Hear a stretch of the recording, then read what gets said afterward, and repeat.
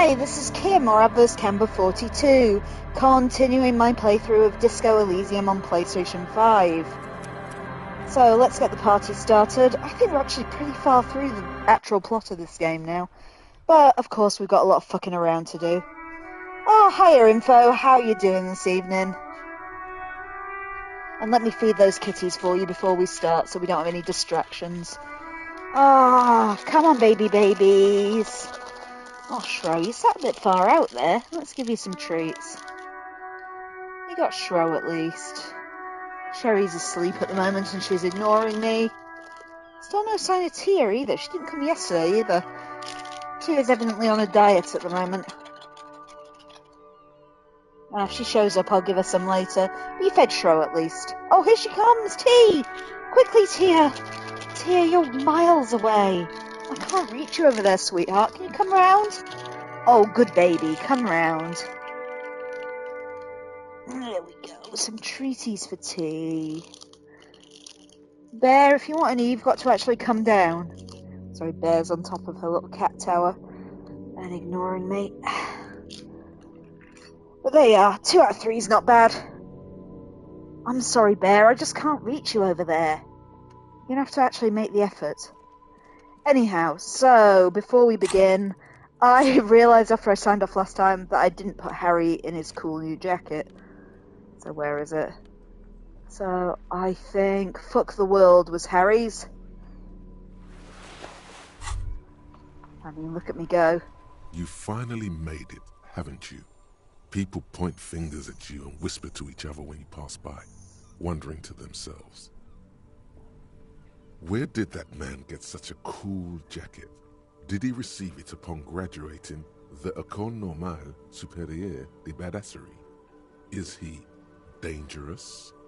Damn right I'm dangerous. You are very dangerous, my friend. Dangerous and cool. In fact, no one dares to say a single thing about the jacket. But believe me, they are all very impressed. Yeah, baby, that's my jacket. Can I talk to Kim about the jacket? Yes? Ah.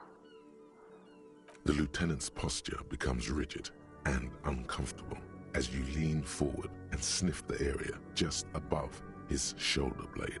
Oh, of course, we learned how to smell communists, didn't we? The lieutenant is fastidious as a cat in matters of his personal upkeep. And yet, in the folds of his jacket, you can just perceive the stale and acrid traces of oil rags, transmission fluid, and brake pads. Wait. There's something else there. Something that sets your GABA receptors aflutter. The lieutenant's aftershave, a common drugstore brand. Strong hints of pine needle. But what sort of ideological picture do these smells paint? Tough to say. Do you need something, detective? I was just wondering what brand of aftershave you use. It's nothing fancy, just plain old Tiger Super Special. Are you thinking of, you know? He gestures towards his cheek with an invisible razor. Do you think I should? The lieutenant considers your mutton chops for a long moment. A slight grimace crosses his face. Sorry, I'm really no expert on this sort of thing. Was there something else you wish to discuss? Nah, I can't point out how great my jacket is to Kim. Oh well, off we go. Kim is certainly missing out.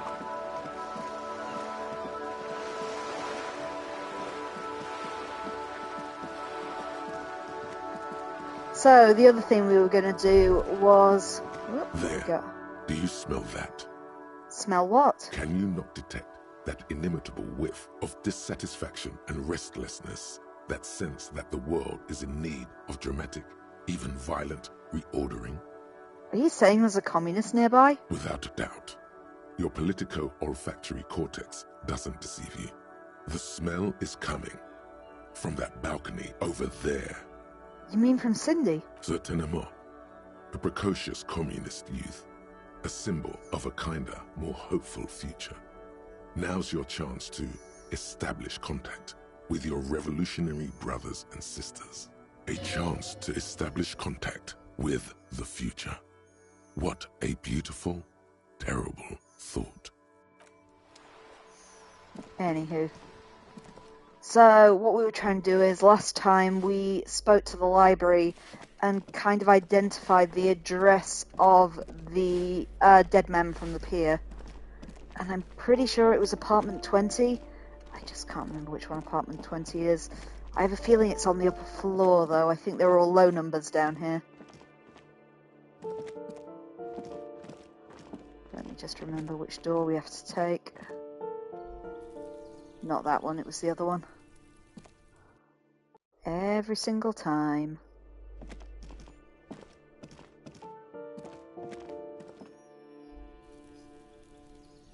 I want to say it was one of these ones on the balcony. This door is made of metal and appears to be reinforced. No, it's 28. I'm sure they said 20.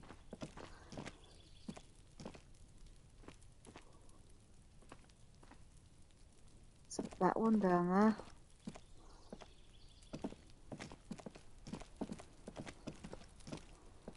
A weathered brown door. The number reads 20. Something smells good. Soup allons, yo. The lieutenant motions to you to go ahead and knock. This is the door. You already know it's the right door. This is going to be so hard. Don't knock! Just leave! You don't need this! You don't need to sad it up! Hold on, Kim. We should discuss this before we move on. What should we expect? You're right. Let's talk this through. He looks at the apartment door and lowers his voice a bit. You hear some light footsteps and what appears to be a daily weather forecast playing on the radio. We have our first preliminary identification. In all likelihood, the deceased is the husband of Billy Méjean. We need to confirm this, as well as deliver the death notification to Billy herself. Now, delivering a death notification is never an easy task. There's a reason why it's often called the most stressful part of our job. This is why it's usually done in pairs. You got this. I'll be monitoring reactions, ready to act if necessary. Do you have any advice on how to tell her he's... Dead? Just don't say that you know how they feel. You don't. Good advice. What if I don't want to do this? Yes, it's hard. But there is no easy way to handle this information. It just has to happen, as soon as possible. Alright, I think I'm ready. The lieutenant motions towards the door. I knock. Hello? Who is it? A voice calls out from the other side of the door. And someone turns down the radio. Is this Billy Méjean's home? This is the police. Please open the door. The police? A moment, please give us a moment. You hear shuffling inside. Tidying up. Nervously. There's fear in her voice. Come in, the door is open.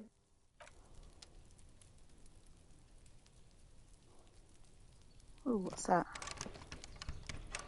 Nothing I can deal with. Right, in we go.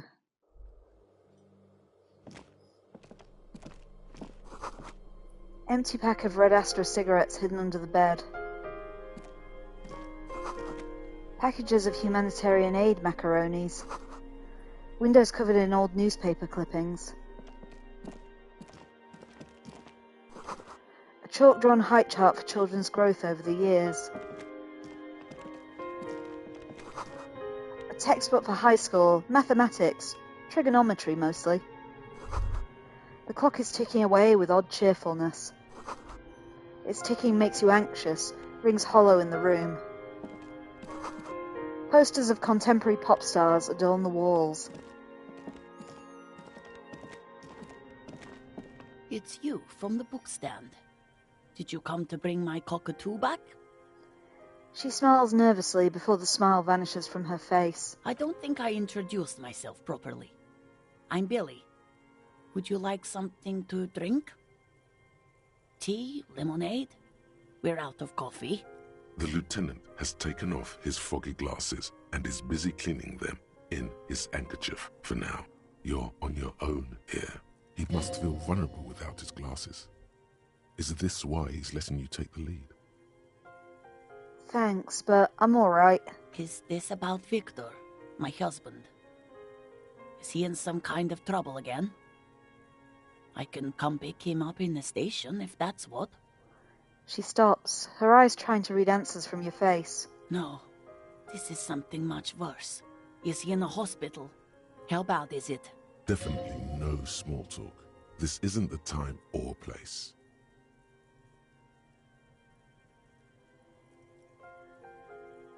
So, how have you been? How have I been? You're not here to discuss me. What is this about, officer? You live here with Victor, your husband, right? It's me, Victor, and the kids here. We have 2 daughters, Jenny and Jolie. Yes, I remember. You mentioned them at the book stand. Mm-hmm. They came home later. They're good girls. And where is everybody? I don't see anyone home. The girls are staying at their friend's place tonight. And Victor is out. He still hasn't come home? No. She stops. Why? Do you have any news?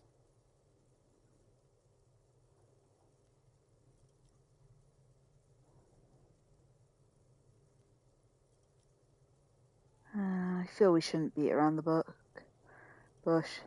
Remind me again, what was he wearing when you last saw him? His old leather jacket.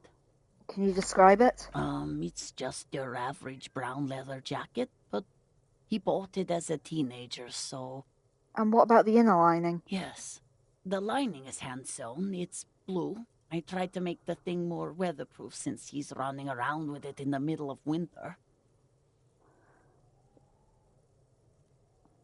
To your knowledge, did he make it to the library? No. I guess I'll find out when he decides to come back home. She looks at the front door. It shouldn't be long from now.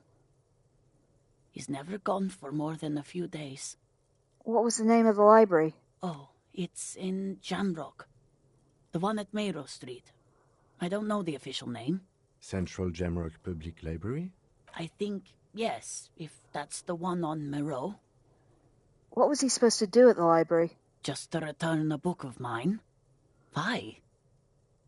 Why all those questions, Detective? Did he... Do something? Break something? It's a fool's hope. Was it The Glinting Curve by M. Tibble? Yes. She becomes unsettled as she says that, her forehead scrunching up into a worried expression. There's something else I have to tell you. She folds her hands across her chest. Here it comes. Too much small talk. Okay, fair enough. Okay, empathy roll 72%. I tell her about the dead body. I don't want to. Oh, come on, I failed? Oh, never mind. Wait, what? But we have to. I don't want to do this.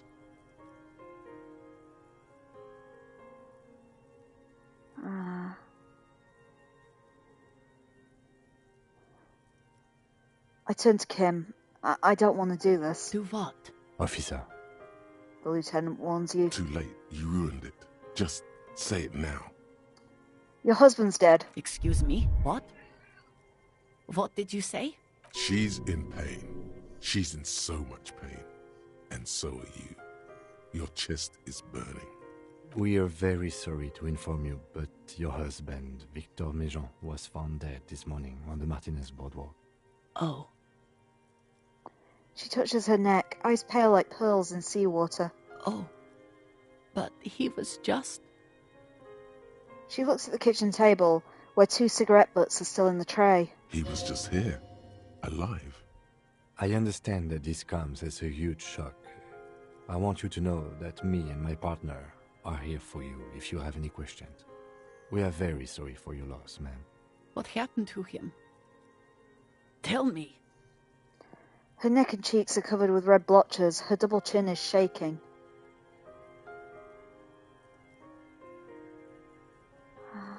He fell. He smashed his head against the bench. And you just found him there? Lying in the cold? She shakes her head. How long had he been there? For a few days at least. She doesn't reply. Her eyes well up with tears as she struggles to keep it together. You hear the clock ticking in the children's room. Is there anyone we could call for you? A friend, a family member, someone who could be here for you? No. I just need to tell my girls. The air gets sucked out of her lungs suddenly. It burns like acid. God, should I call them? Should I tell them to come home? Yes. All right. I'll call them. She breathes in again, trying to steady herself. Just tell me, what do I need to do next? Where is he? Can I see him? He's at the morgue. And who should I contact? He was taken to the city morgue. The local coroner will be contacting you shortly to arrange the funeral. Here's his number, in case you want to contact him earlier.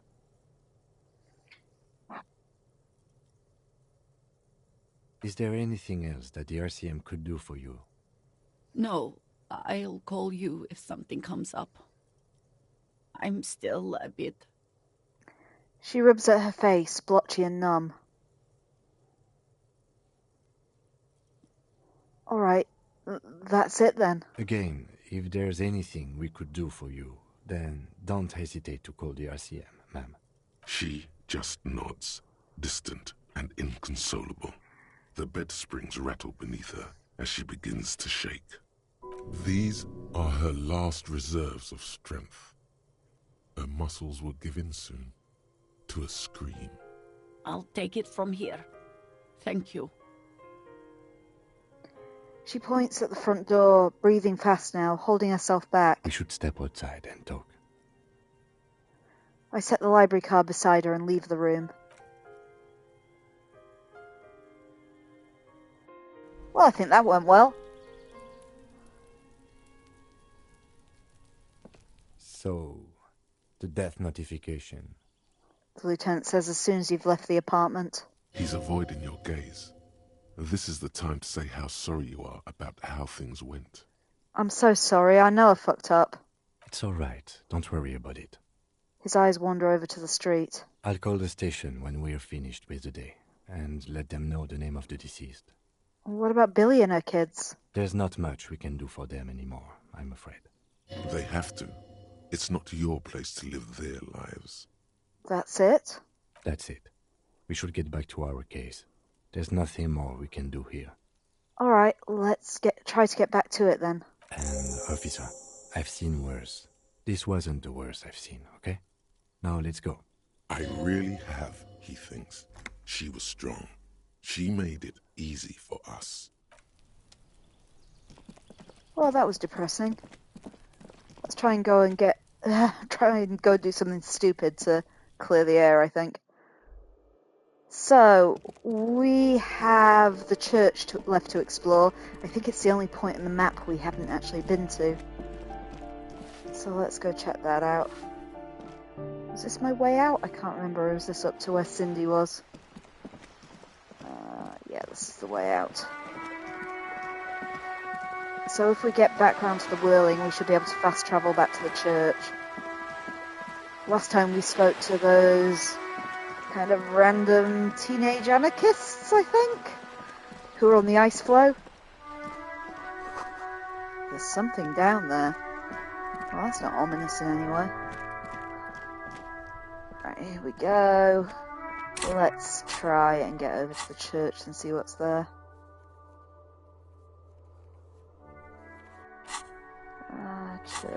Church, that's how I do the map. Okay. I'm never entirely sure how you trigger. You've just got to be in exactly the right point to fast travel. Nope, not yet. Come on, I'm sure it was outside the whirling.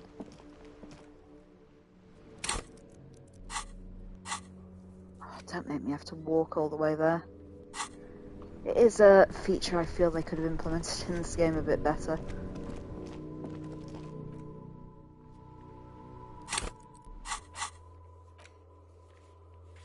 Ah, there we are. Fast travel to the church. Right, so I think we got Heavy wooden the key. doors, more than twice your height, stand shut in front of you. The rectangular sea-worn ornamentation appears in stark contrast to the padlock, carelessly drilled into the wood. I open the padlock with the key. The lock turns easily. You hear a click as the shackle pops open. Feels like electricity and a very small piece of nothingness. Let's go. I pull on the doors. As you do, you hear the echo of the doomed commercial area, its black holes and dusty machines. Then the feeling passes. A great whoosh of air rushes into the dark innards of the church, as though rushing to fill a great vacuum in the heart of the city.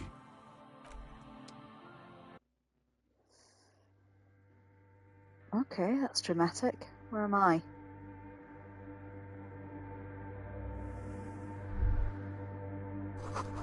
A strange stillness fills you as you look ahead.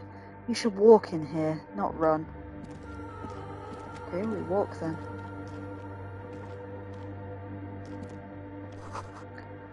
More of the thought lightning pattern you saw outside.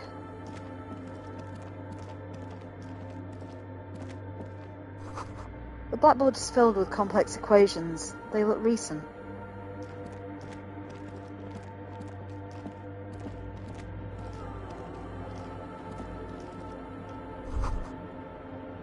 This grotesque wooden figure looks half finished.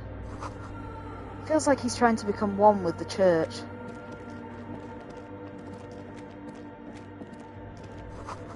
The bowl is filled with water. A live wire runs directly into it. The silence in this part of the church, it's almost palpable. All the shifting matter and shuffling of living things is gone. Nothing seems to exist beyond the church anymore. Maybe if you were to stand in just the right spot, even your footsteps would be completely silent. Wait, I think I still hear something. And then it's gone. Almost all of it. But for the faintest of hums, you can hardly hear your own breathing. I stomp my feet and clap my hands. You produce a few muffled thumps, after which the silence feels even more total, somehow. I yell as loud as I can. Your voice is barely audible. Not a howl, but the softest of whimpers. It's unnerving. I turn to Kim. What's happening? The lieutenant points to his ears and shakes his head. Then he leans closer. Can you hear anything? Almost nothing. It's beginning to worry me. The church just has strange acoustics, some engineering trick. His detached tone conceals how uncomfortable he is. Hey, but what if it's something paranatural? Please, detective, not this again. He's trying to act dismissive, but at this particular moment, he's more open than usual to the idea of paranatural phenomena. I look up into the bell tower. The orderly rows of ceiling panels become barely visible, then disappear completely in the darkness of the tower overhead. Perception check 72. Let's see if we do better than giving death notices to people. I try to see beyond the shadows.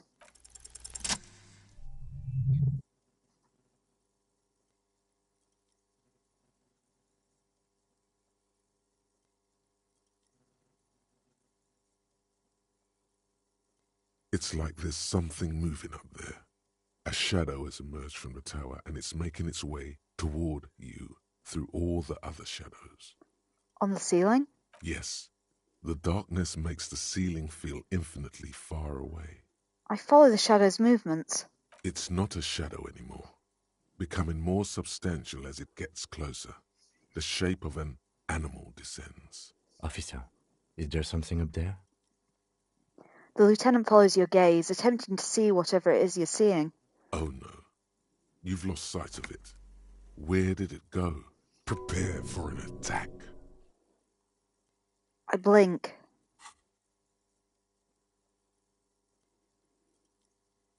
You see something hanging from the rafters, looking straight at you with dark eyes. Maybe it's possible to talk to it. Well, that's certainly terrifying. Is that a man? A man made of the same stuff as the carpentry of the building. He is studying you intently.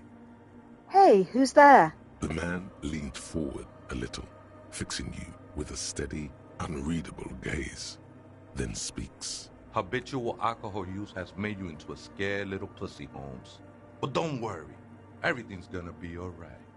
You come to the right place. The right place for what? Here you can receive the mother's love. And when you're ready, she will take your hand and lift you out of the despair at the bottom of that bottle. This man is obviously a habitual narcotics user. Do we really need to question him? I'm put off by this religious stuff, he thinks. And maybe the ceiling climbing, too. It's all very hard to square with the lieutenant's own view of reality. Hey, and what was that about the bottle again? You haven't even drank that much lately. Lay off it already. Shish. Yeah, I guess I have a bit of a problem, and it's been getting out of hand lately, but... Está crudo, way. I see deep inside you. Your body and your spirit are suffering greatly from overindulgence. And you don't even know it.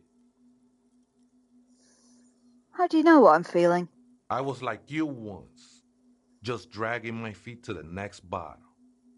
Shit was dark, Holmes. You know, actually, since we're here, you may want to pay attention to what the ceiling climber is saying. Look at these crazies. What is this shit?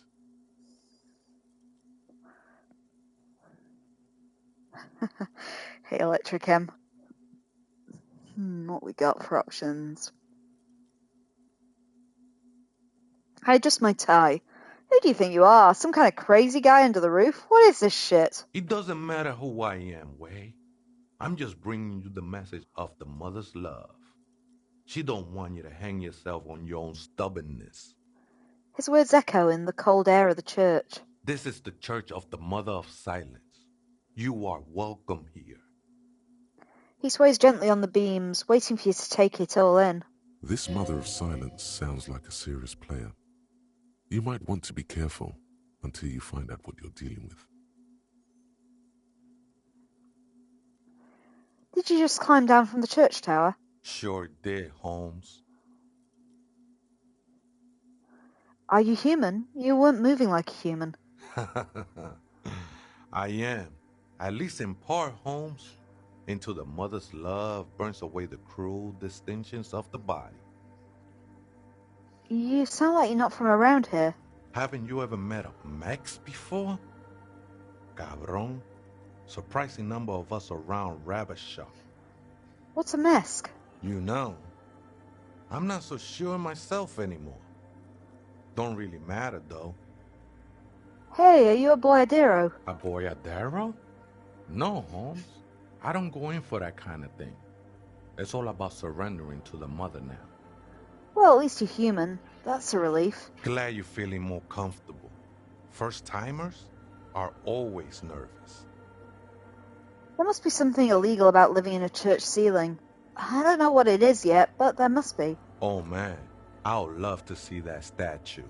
I'm sure I'd be trespassing if the church was in use. But it's not, hombre. I done my share of illegal shit. Used to be in a gang, the whole deal. But even memories of that time are fading. Most of them are already gone. I lost my memory too, but I quite like it. It's like I get to create a whole new me and start again from scratch. That's not really the point, I say. You gotta give yourself over to service. Service of the mother, that is. Do you remember your name, sir? The lieutenant is not particularly interested in this information. He's just trying to assert some control over the conversation. Tiago's my name, but those syllables don't mean much to me these days. A name isn't just your identity, but also, so to speak, your place amongst your fellows, your place in the world. I ain't got no use for such a place anymore. My name sets me apart from my fellows. How often do you meet a Raphael Ambrosius Cousteau? Don't think I met one yet, Holmes.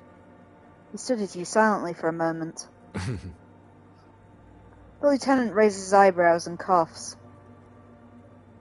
What are you doing here? This is a special place. There's a perforation in the world up there, a way out into nothingness. This church was built around it for purposes of veneration. I circled it, nurtured by the silence bestowed by the mother. One of these days, I'll be pure enough to go drink from it directly. Who is this mother of silence you keep talking about? Oh, that's no simple question, I said. She is one who can be painted or sculpted. She is a cavity in the dark beyond sense. She saved me, but I couldn't describe her to you. No one can, Holmes, and no one ever will. His adoration is beyond sexual. This cavity is something that no human form has. What will happen when you drink from this perforation? I will be incinerated, but not destroyed. Finally, I won with the state of the world before reality began. Then you sure you didn't just switch one drug for another? It's not like that at all, man. It's just faith and joyful service. Faith is a kind of drug. I heard that before, Way, and I know I can't convince you on the spot. But think, when's the last time you woke up from silent communion with a hangover, regretting what you did last night? There are drugs darker than alcohol circling your system. I was being insensitive, I'm sorry. Let's move on. No worries, man. I know this shit takes time. I got a trophy called literally the sorriest cop on earth. I've been sorry cop a few too many times, it would seem. I still don't understand what you're doing at this church. I'm a seraph, Holmes. I sing the mother's glory. You should sing for me, the superstar cop. I point my thumbs at myself. I ain't from no Marietti, if that's what you're thinking. And the song I sing is silent as the mother.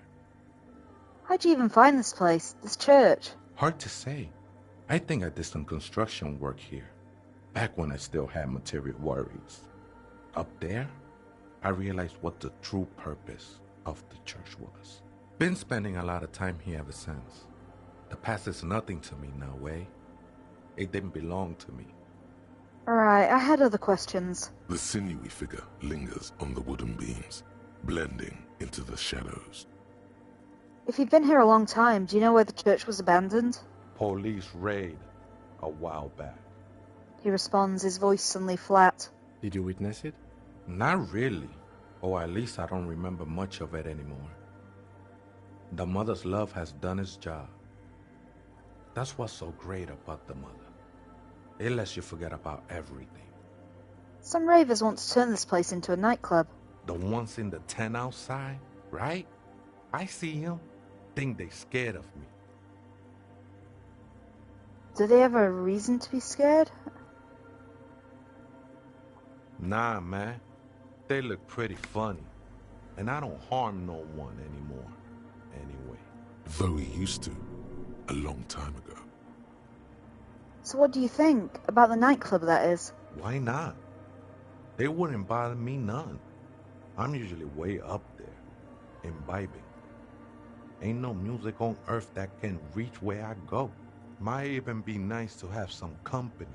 He said that in spite of himself. He's more attached to the human than he'd like to think. Do you know where the other spooker is? I point at the strange machines around me. Other spooker? Oh, esa viejita es muy estudiosa. Don't know, Holmes. Wait, so there is another person living in this church, and it's Veta? No. I just call her viejita because of her clothes. She's actually quite young. Or maybe not that young. Age is just one of the many masks we wear. And you don't know where she is? That's what I said, Holmes. How can you not know where you both live in here? Don't really follow her comings and goings. Just see her typing on her computer now and then. We got different interests. So you got nothing to tell me? How she looks, what she does? Who is she? I'm afraid not, Essay. You just have to wait until she comes back, or... He shrugs. Or search through her radio computer. Okay then, thanks. Well, thank you, strange man who lives in the attic. Right. What else we got in here?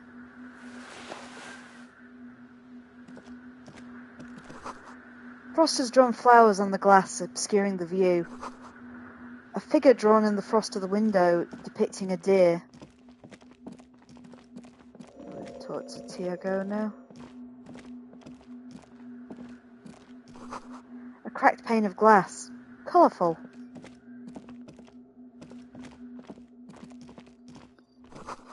A spider has spun its web around this wood-carved pillar. Oh, what's that?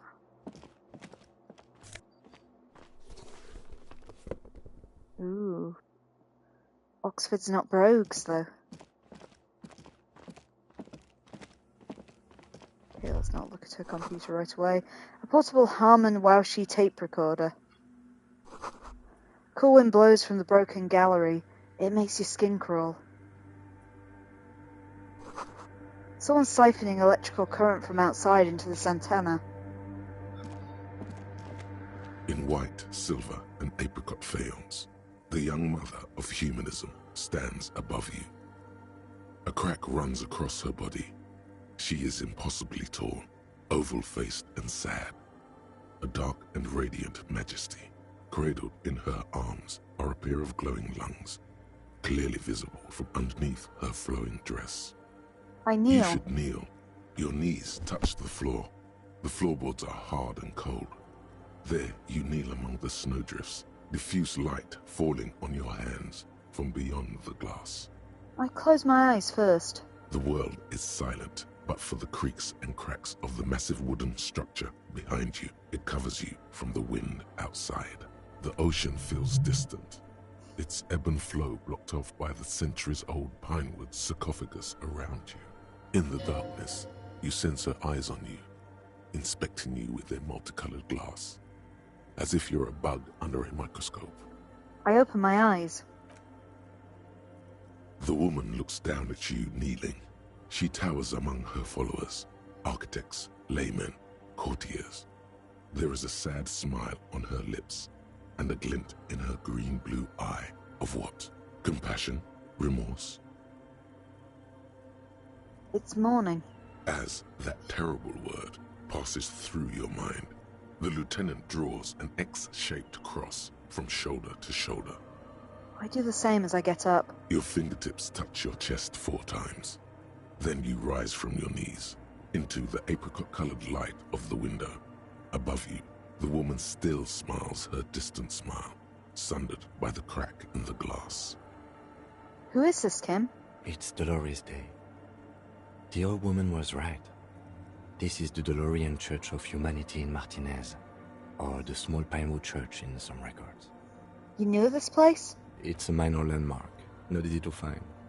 Most maps misplace it. It was built not long after Ravachol's founding, 300 or so years ago, by first-generation settlers. What else do you know? There used to be 7 stave churches on the coast. Les Sept Sœurs, they call them. The 7 Sisters. Only one remains. The rest were burnt in the revolution or used for building materials. We should be respectful here, although the building appears to be deserted. I do not believe we'll find anything connected to the lynching here. Something else, perhaps? He looks at the machinery lying around. There it is again. A small pang of guilt. It's time to ask him what happened here. Do you know why it was abandoned? I have a theory, yes. There was a police raid a while back. I heard the place was shot to pieces. The old woman in the village was being tactful with us when she didn't mention it. She has more respect for the RCM than many around here. Who conducted the raid? Well, your station was involved, I hear. Although I can't be sure. You're not sure? 3 precincts were involved in the raid, and people say Precinct 41 was one of them.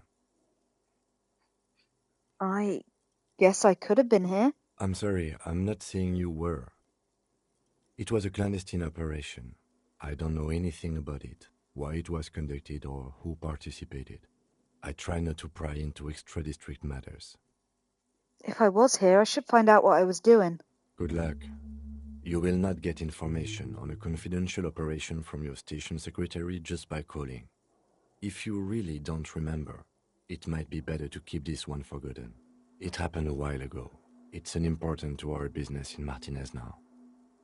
Okay, I don't have a very good chance of getting any of these, but we might as well give them a try. How do I know this mother of humanism? It's a mystery sprinkled with self-pity and regret. For some reason, unknown to your mind, looking at her delicate eyes makes you feel like you're ready for drowning. Your heart knows, but it does not want to say, not yet. Let these things be unknown for now. All you know is, this is the young mother of humanity, and that you should go. Do something else.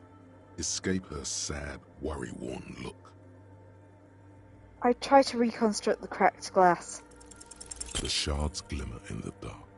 You see little pearls of light on the edges of the crack that splits the female figure. Something was written there. Remains of broken letters line the emulsion. What it said, you do not know. I turn away. 2 decks of reel-to-reel tapes spinning on empty. I can't get any closer to the glass, even though it looks like I should be able A to. machine stands in the corner, watched over by the figures on the stained glass window. It's turned on and quivering with soft electricity. Another radio computer. And this time it's already turned on. He seems cautious around the machine. These machines sometimes harbor traps, he thinks. Alarm systems and the like. Let's be careful. We should leave. I doubt this place bears any connection to the case. Yes, but this machine looks just like the one in the doomed commercial area. It's also quite similar to the one we have down at the station. Must be the same model. He inspects the machine's framework, careful not to touch anything. Wait, just let me investigate it. I step behind the computer. You see fluorescent play and print buttons on the keyboard. A hatch connected to the central compartment is wide open. The lieutenant says nothing. You see the machine's glowing frame reflected back from his diamond-shaped glasses. You're free to proceed. I look inside the compartment. Behind the hatch sits a cube-like crisscross of filaments, smoldering in the dark like fireflies. Silver tape on the side says, in black marker, log, February to March. Another filament memory. Press play to talk with the repeater. I press play. The speaker comes to life.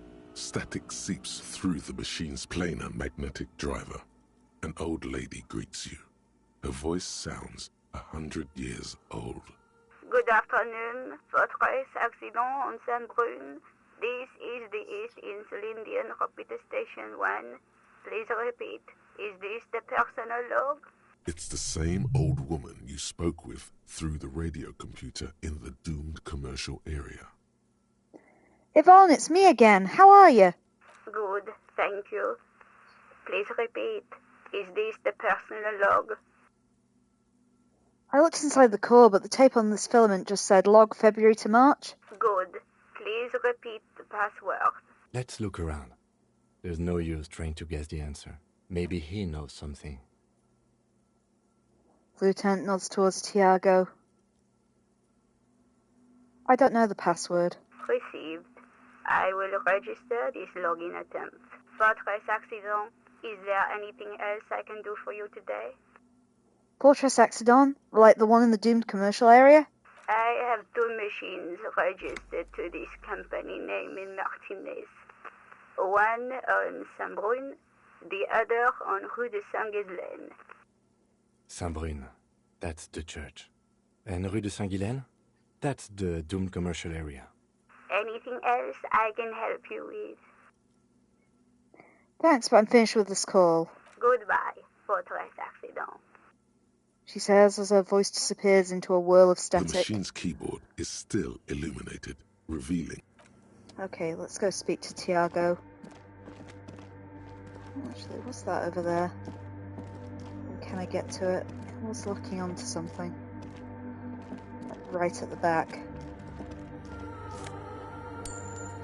Monies!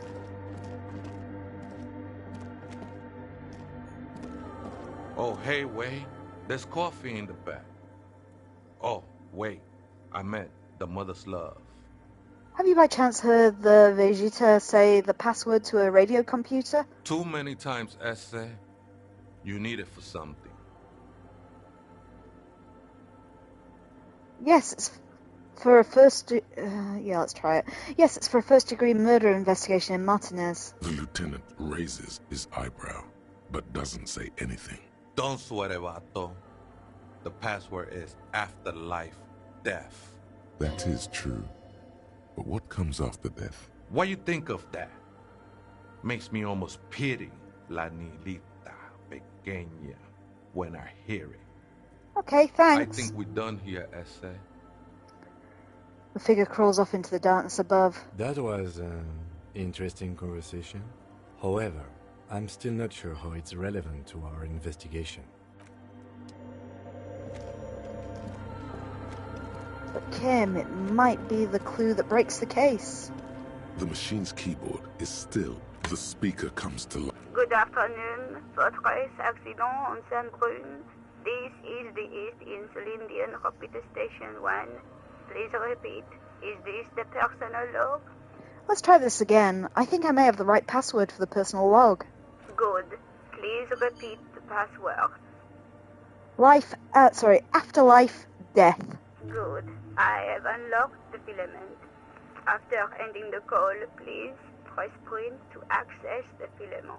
Votre accident. Is there anything else I can do for you today? Thanks, but I'm finished with this call. Goodbye, votre accident. I wonder if I can use that password on the other computer too. The machine's keyboard is still illuminated, revealing fluorescent play and print buttons.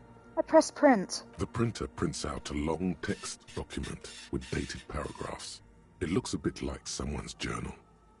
I read the printout. The first entry, made on the 4th of February, 51, by an unknown author, is short and concise. Arrived at the church. The door was boarded up, so I used the crowbar to get inside. Looks like the place has been deserted. Nothing out of the ordinary, but I'll ask around. Need to figure out how to get the electricity in. The lieutenant leans closer, scouring the printout over your shoulder. Just as you finish reading, he looks up, muttering under his breath. 4th of February. That's over a month ago. Whoever set up those machines has been here for quite a while. Do you think this log might be connected to the case? Our case? No, I don't think so. It must be some local eccentric.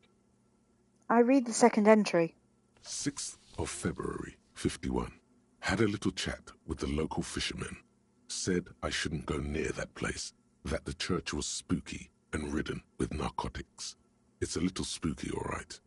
Still haven't figured out the electricity. See? Even one of the spookers themselves says it's unnerving. What was that about narcotics? This could prove to be interesting. Wait, narcotics? I look around the derelict building. I doubt that we can find any. It's just idle fishermen's gossip to scare away the kids. He looks at the stained glass window. Nothing spooky about this place either. It's just abandoned and cold, and in an awful part of town. I read the third entry. 7th of February, 51. Finally got the electricity in. Next on the agenda, a new antenna. I'm thinking Esca series, something advanced. Why would she need an antenna? Why would anyone need any of this equipment here? He steps on a wire running on the ground, inspecting it with his boot.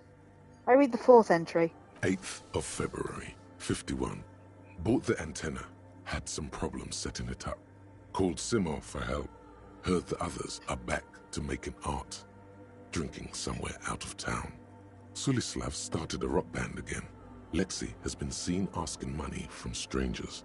But at least the artists have their act together. They're qualified labor.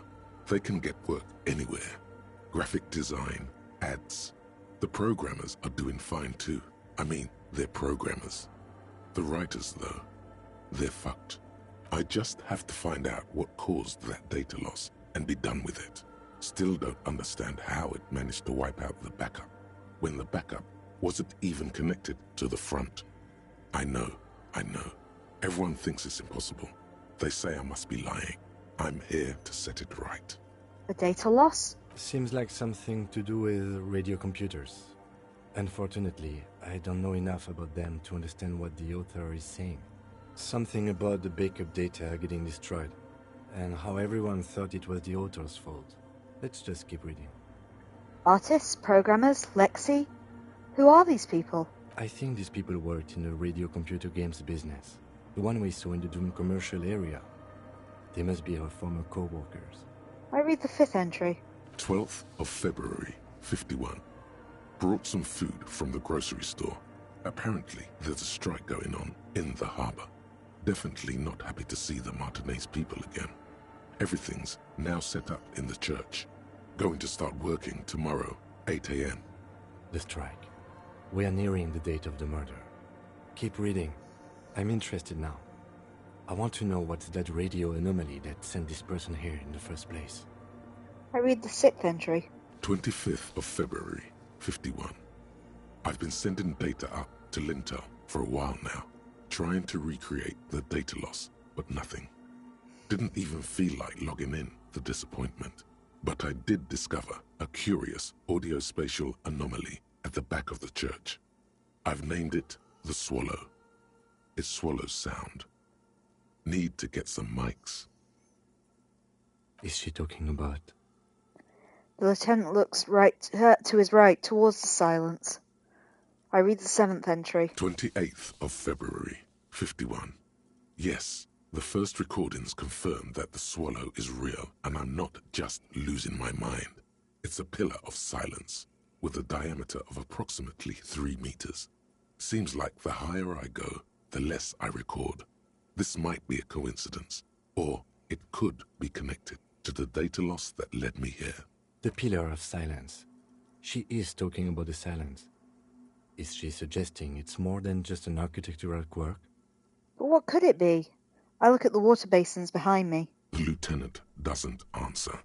He follows your gaze, studying the basins. The water shines in them. No ripples. I read the 8th entry. March 51. Some kind of young disco men have appeared next to the church. I've been trying to record the silence to find the epicenter, but now it turns out I've also been capturing the future of dance music, one neo-disco song over and over again. Fortunately, the song is so monotonous, I was able to devise an algorithm to factor it out. The other day, one of the disco men came in. Before I could even say hello, she got scared and left. Good, I don't want anyone distracting me from my work.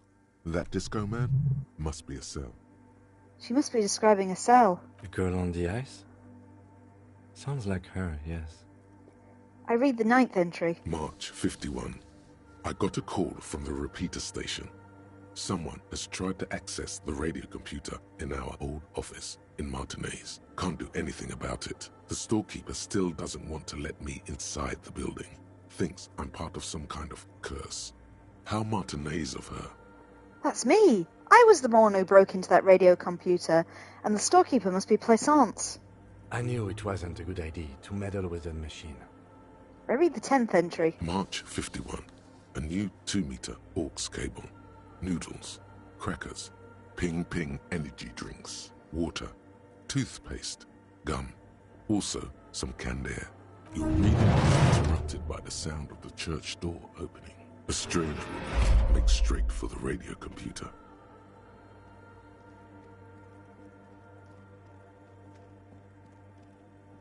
Well, this is going to go down well.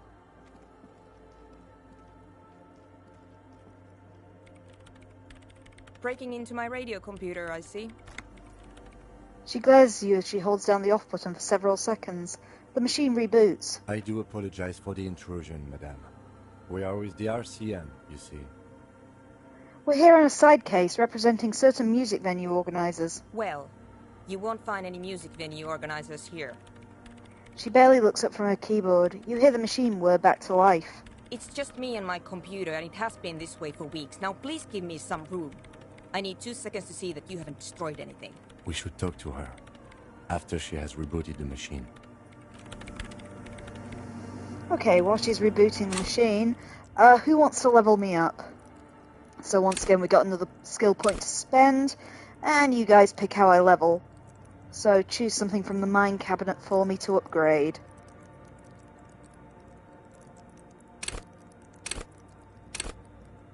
Come on, info. You've been weighing in so far. Oh, info says inland. Okay, Inland Empire it is.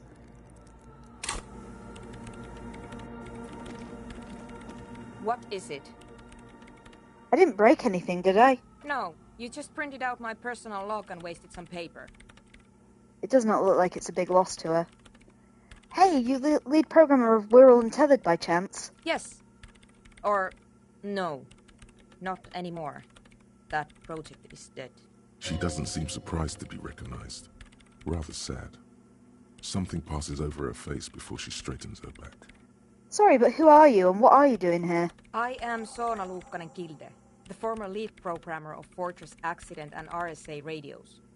I have over 16 years of programming experience, and I'm proficient in both Vox and Orbis languages.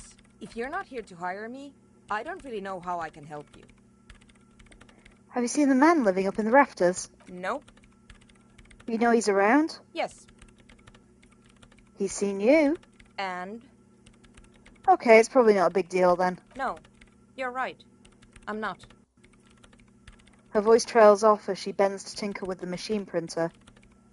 Why are there so many machines in this place? I brought them here. These are my machines. Please don't touch anything. Why do you need an antenna? I pointed at it. I use the AR-1 as my RAIN prefect processing unit. Wait, what? RAIN prefect. My radio computer.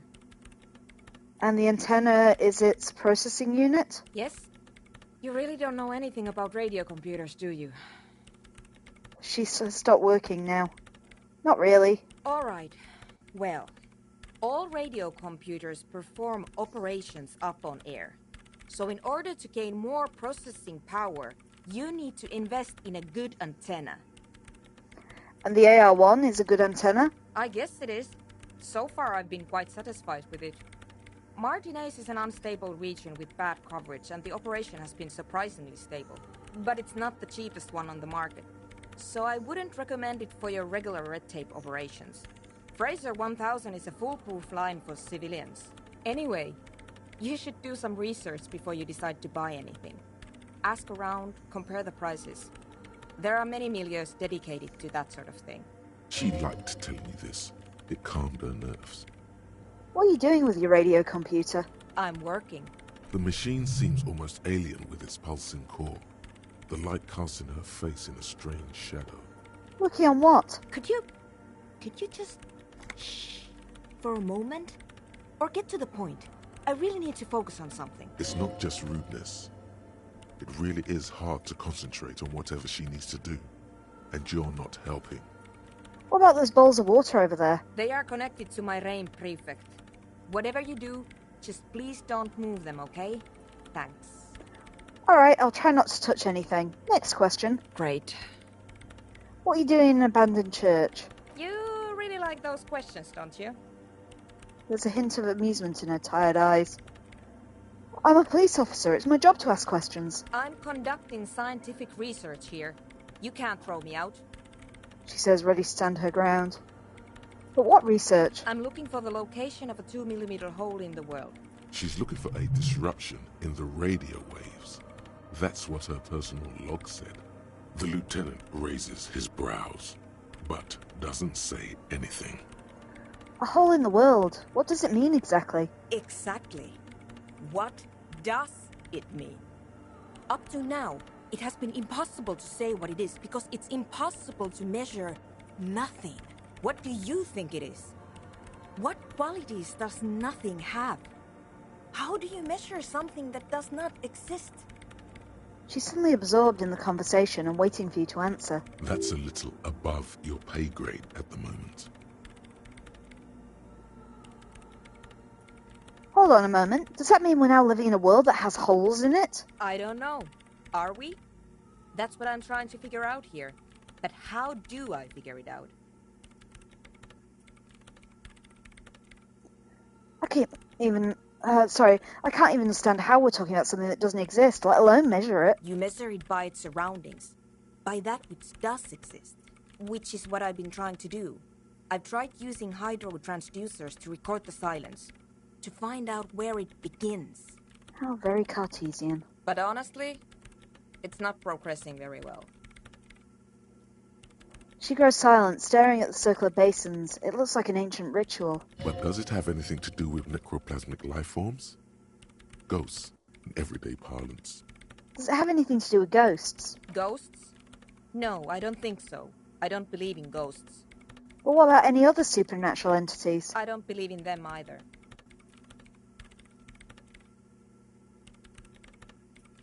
What not many people know is necroplasma exists. Great. What are we talking about? And why?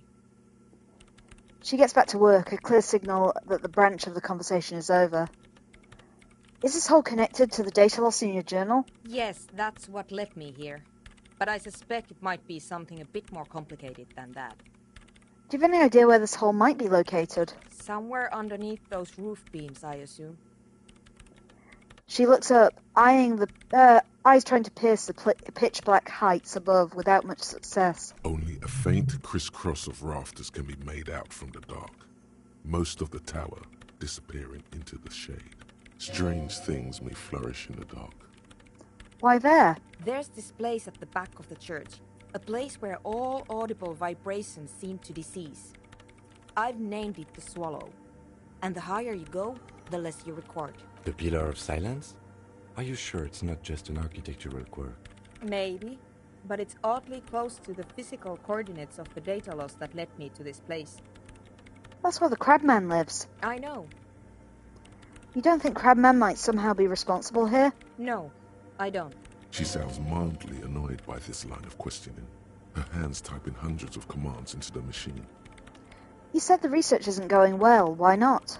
Because it's just trial and error, trying to locate the Swallow, the exact point in space. And I don't have a...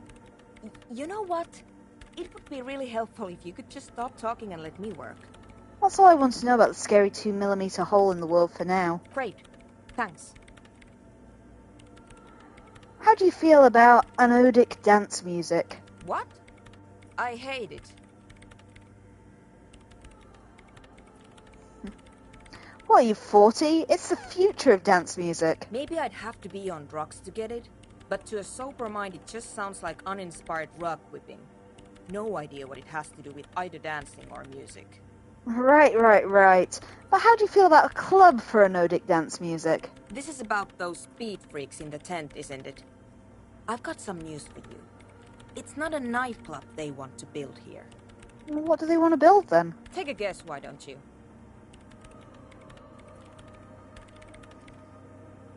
A youth centre would be nice. I can't believe they got you so easily. Go have another talk with those up-and-coming entrepreneurs, will you? Thanks. Good luck. I'm not coming in there. Right, I'll leave you to work in peace for now. Okay, I guess we gotta go and talk to the ravers again.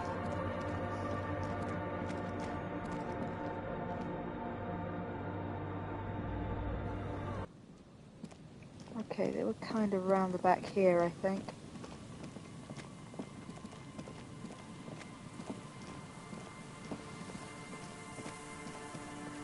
Oh, maybe it was around the other side. Either way, they are near the church on the ice floe.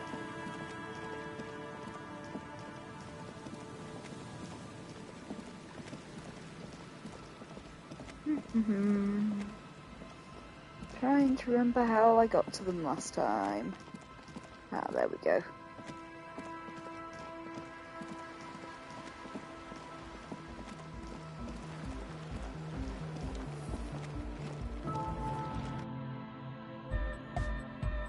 Hi again. So, how are things going? About the church door. Mm-hmm. How long have those people been locked in there? Not long. Like a week, maybe? How can you be sure they haven't starved to death? I'm super sure they're alive. I mean, come on. I'm at least 90%, maybe 85% sure they're still alive. 85% is good enough. Nobody lives forever, baby. Exactly. That's exactly what we thought. The cage of the rage! Rough blaze! Egg means the situation is monitored. It's relatively safe. No one has died yet. Right, other questions. Sure, man. Tell us what you want to know. Let's do it. About the church, I checked it out. And? What happened? I talked to the shadow-clad beings climbing in the beams, a man living in the ceiling. Oh man, the crab man you mean? Who is he? What did you think? He seemed okay, to be honest, very spiritual. Really? Huh, interesting.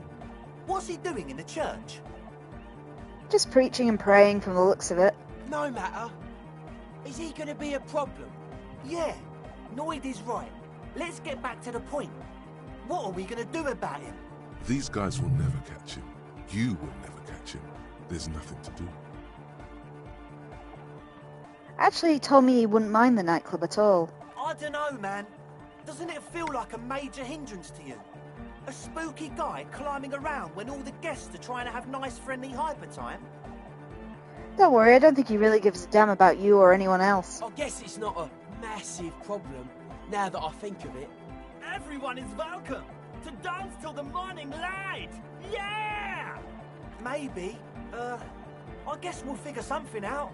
Okay, but what about the other spooker? The one in Grandma's clothes? Did you see her?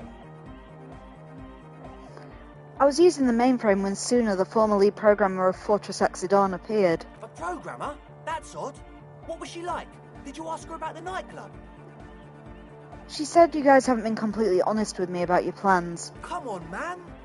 Who will you trust? A spooky programmer or us? We just want to make the world a better place. Feel the love! Get down and feel it!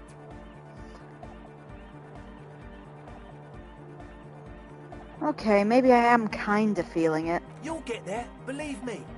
When we've got our gear set up, things will be flowing and pumping.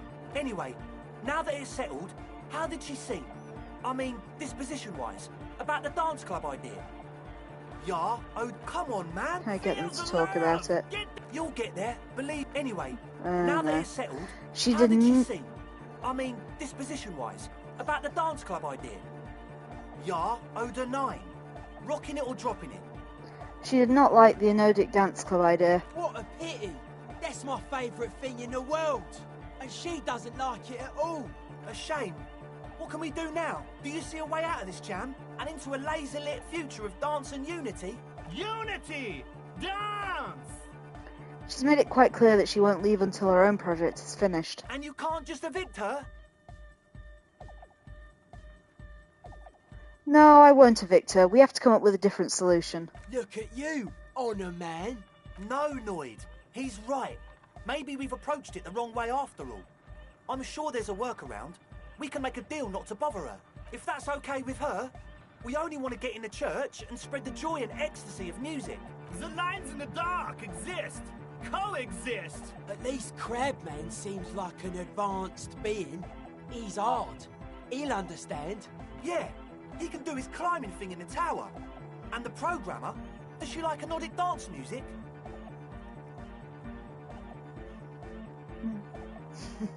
Okay, guys, should we tell the truth or lie? I'll let you have this one. How much does Suna like Anodic dance music? We can tell the truth and say she despises it, or lie to say that she's totes into it.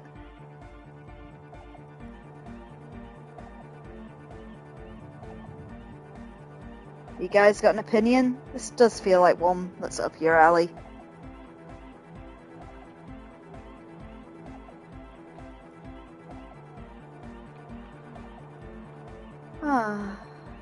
Don't let me down, guys. Come on. Come on. Elinfo says to tell the truth. Egghead cannot believe what you just said. It makes him pump the jam a little slower for a moment, but then he returns to the full swing of it. No worries. We'll figure it out. If coexisting fails, you can always muscle her out, right? If it's all okay with you, what do you think? I refuse to throw her out, but I can try convincing her. Excellent! Good luck, my friend. I know Noid has his signs, but what's the deal with Egghead there? He's a quiet man, mostly communicates through music and by being a master of ceremonies. What's the Master of Ceremonies? You know, a host, a declaimer of slogans. He's a performer, gets the people going. How do you communicate with him? Well, he's just kind of here. I don't really know how to communicate with him. Have you ever really talked to him? Yeah, sometimes. When I stumble and find my way into his centre, you have to hear a lot of hardcore to the mega first though. The man smiles mysteriously, choosing to let the beat speak for itself. You mentioned some kind of Ecclesiastes own the church. Who are the Ecclesiastes? Oh yeah, that's a meteor name for the founding party. Thought it'd be cool to use it. Before we go on, what do you mean by a meteoron? You know, of Meteo, concerning Meteo. Meteo? Meteo, a country, on the Muindi Isla. Oh, the founding party, I do know them, but can you refresh my memory? Come to think of it, I've never really looked them up, you know. I can't give you a precise definition, but they're a very powerful religious organisation. And? And they have roots in ancient mass society. And they're the custodians of the Pericarnassian Church. Plus, they anoint the innocents. They, made the innocentic system, no? They sound like exactly the kind of people who would want loud dance music in their church. You're right, they do. He says without the slightest hint of irony. The Pericarnassian Church is about love. And Nordic music is about love. I got love for my Pericarnassian posse. Love is the relay out of death. We dance. He violently shapes the tape player as if to see if he can break it. Love is hardcore. Unity. Unity. Make some noise for my Insulindian posse. He turns up the volume, then looks at you with a knowing nod, as if it's obvious you'll now break into dance. You feel it. The anodes and the cathodes coursing through you. Your big toe starts tapping along to the bass, as if testing the waters. No words, enjoy the beat. I nod my head. Feels good. I don't quite understand what you're talking about. What's a posse? Your posse's like your people, man. Like you got your cup posse. You look out for each other and you party together. That's a posse. And where is your posse, detective? Nothing comes to you. The world is silent. Sounds like you're just saying random things. Love posse, make noise. Are we? He looks at you mysteriously. Yeah! The one with the large head really enjoys it when his friend gets mysterious. I guess love can be pretty hardcore. Oh yeah, it can. He's coming around. You're getting it. You're right, how could the founding party be anything but enthusiastic? Dance music is about love, and so is the Pericarnassian Church. Yeah! Yakokata! The place to be! He seems ecstatic that you share his vision of Pericarnassianism. Do it for the masses. Do it for the crew. I didn't want to say it, but it was pretty lame of you to imply otherwise. Anyway, you got more questions? The one with the large head is still looking at you, nodding his head, waiting for your body to start moving. Yeah! Let it out! Let the disco happen! Bring the disco into this world! Get this church shit on, and then dance there, motherfucker! I wanted to ask you about this tent full of equipment. Yes. What? I see you brought your own water. Yeah. Good to have, bitch to carry. When I first scouted the place, I did some reconnaissance. I'm not sure the church even has running water. And it's distilled too. Oh. He doesn't know what to say. It's the one they sell at the fuel station. Hate to tell you, but it reeks of sweat in here. It does, doesn't it? Told you we have a smell problem.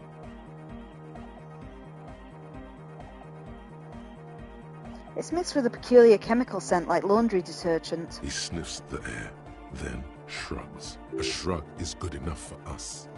Why say it when you can shrug it? What's with all the Nosefed? The what now? I point at the bottles of nasal spray in the corner. The Nosefed Ultra. You have a lot of it lying around. Oh, the old Ultra. I have a major sinus infection. Stuffy nose. We all do. Shit's all blasted up. Winter. Can't even breathe. You sound fine to me. Yes, that's all Nosefed's doing. Without the noser, I'd be drowning in shit right now. Nosafed is the shit. Can I have some? I have some nose problems too. Sure. Here you go, officer. The noser. Blast away. Alright, enough of this. He nods enthusiastically, no doubt a little relieved. Okay, it's a logic roll. I'm going to back out. Goodbye, officer. And see if we can put any logic clothes on or anything. Because logic is not something we're good at. I can't even remember what colour it is.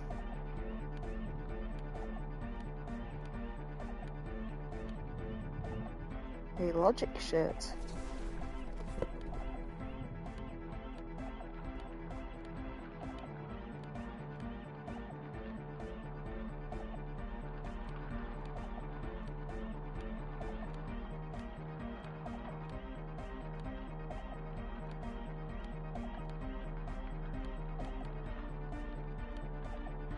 No, that's literally everything.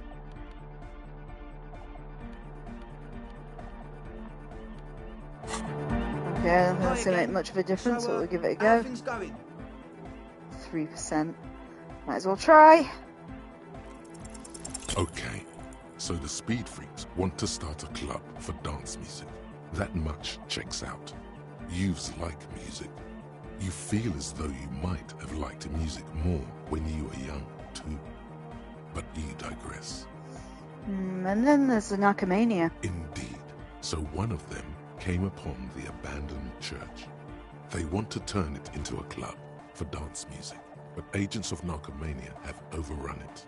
You shudder to think of all the narco they must have already consumed in there. Narco is bad. Plus, and it has to be considered, you can't invent the future of dance music in this smelly old tent. Imagine if you had the church. That settles it. Analysis complete. All in all, you really can't tell what that mean programmer grandma was talking about. Goodbye. I guess we're siding with these guys then. Let me just put my armor back on. Don't want to be seen without it. Ping! Okay, let's go and try and convince Suna. I mean, has she truly considered the benefits of anodic dance music?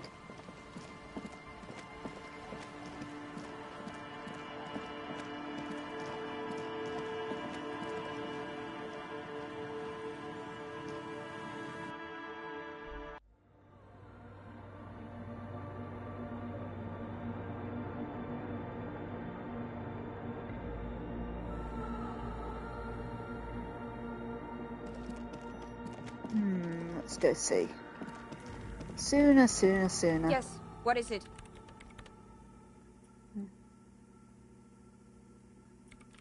What if you didn't have to leave? I talked to Andre and he wants to make it work. I don't want to make anything work. She replies, her expression unchanged. Hold on, you don't want to make anything work? Yes, anything. I don't want to make anything work. It's not the anodic dance music that's made her bitter. It's the failure of Fortress Accident. Are you bitter because your radio game project failed? That's right. If we couldn't get our Welkins to happen, I don't want anything to happen. Ever again. There's not a trace of irony in her voice. She means it. Okay, we've got a good chance for suggestion. So I convince her to cooperate with the Ravers. 97% chance. Easy. When her research is done, she can move out. Listen, your research. You mentioned earlier it's not going very well. Maybe I can help with something. What? No, I don't really need any help with the project. If I help finish the project, then you wouldn't have to live in a church next to the Boom Boom anymore. Just think about it. She thinks about it. A glassy look in her eyes. A gust of wind brings more snow in from the broken gallery. It touches her hair. All right. Bring me the game's off-site copy from my old workspace, if you really want to help. It's stored on a filament memory, and I'm unable to go and fetch it myself. What is an off-site copy, and why do you need it? It's a backup of my former employer's project, the radio game we were working on. It's stored on a filament memory, just like the one inside this radio computer. She points to the glowing clue inside the machine. The backup itself is destroyed now, but I'm hoping to use what's left of it to pinpoint the exact location of the anomaly. You just have to go to my old workspace and get the filament. By your old workspace, do you mean the studio of the Fortress Accident in the Doom commercial area? Yeah, that's the one. You can get in through the bookshop.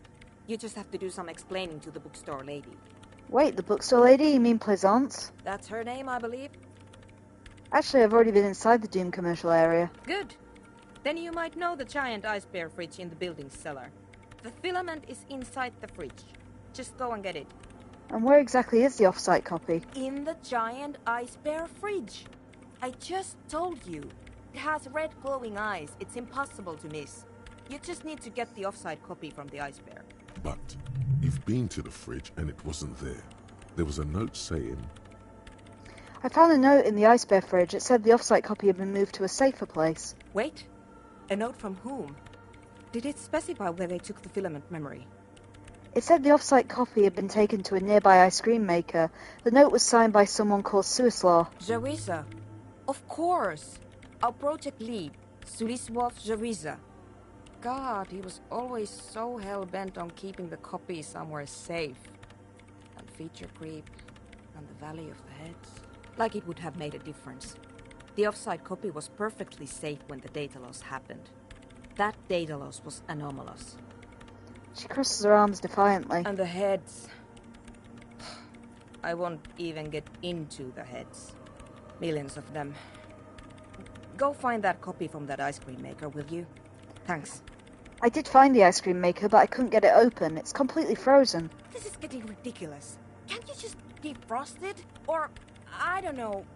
I don't know about the ice cream maker. Just figure something out. There's a solution, but she doesn't want to hand it over to you yet. It's a thing. Something she holds dear. By the way, we put a dead body in the fridge. Wait, what? Whose dead body? You know, we don't actually have to tell the entire world about the fridge. Lieutenant says, looking at you. Whose body is it? She demands again, staring first at you, then back at the lieutenant. Don't worry, I put it in there temporarily. It's all part of an official police investigation. You put it there? You put a dead body inside the ice bear fridge. I just wanted to let you know. Okay. Very cool. Thanks for keeping me in the loop. We would appreciate it if you kept this knowledge to yourself, miss. Who would I tell? My mother? I don't have anyone to tell. And if I did, I wouldn't. I don't care. Why can't you go get the filament yourself? The bookstore lady hates me. Says I'm part of the curse. Whatever that means. Wait, are you part of the curse? Of course not. Anyway, I don't have my keys anymore and she won't let me in. Why does she think you're part of the curse? Because she's from Martinez, and people from Martinez have never ever seen a radio computer. She thinks it emits elemental evil. That's a bit biased, don't you think? No. She literally started praying for the higher powers when she first saw my Range Civic. I'm not making this up. The lieutenant coughs like he's amused. Once I came in one morning, only to find that my terminal was full of those strange trinkets and amulets. Wards. It looked like some Semenine magic. Alright, I'll go look for the off-site copy. Thanks. She thinks for a moment, then reaches behind the radio computer and hands you what looks like an oversized pry bar. And here's my Qualsund multitool. You might need it to hack loose some ice. It opens everything. If you get me the off-site copy, then you can keep the Qualsund. It hurts a bit for her to say this. She's not too happy to be parting with the Qualsund. Right, that's what we needed, because we did try and get that ice cream maker open quite some time ago now, but it said my pry bar wasn't good enough. So where's the better pry bar just got to? We need the torch equipped. That's the old pry bar. That's the Calversund. And we'll also need the torch because it's pitch black inside there. So if we head outside, we can presumably fast travel to the Whirling. And from there we can get back into the doomed commercial area.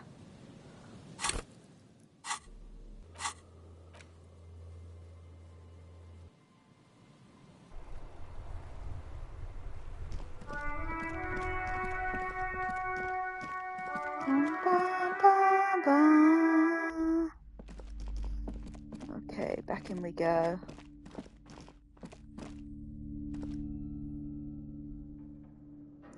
Hey, I wonder if we can use this bigger pro bar on the shipping container that's been bothering me as well.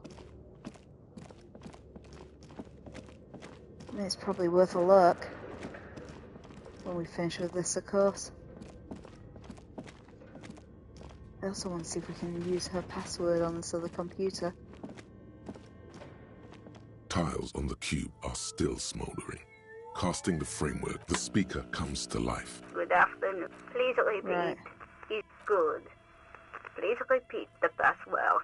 Afterlife, death. Good. I've unlocked the production schedule. After ending the call, please press print to access the filament. Really? She just used the same password?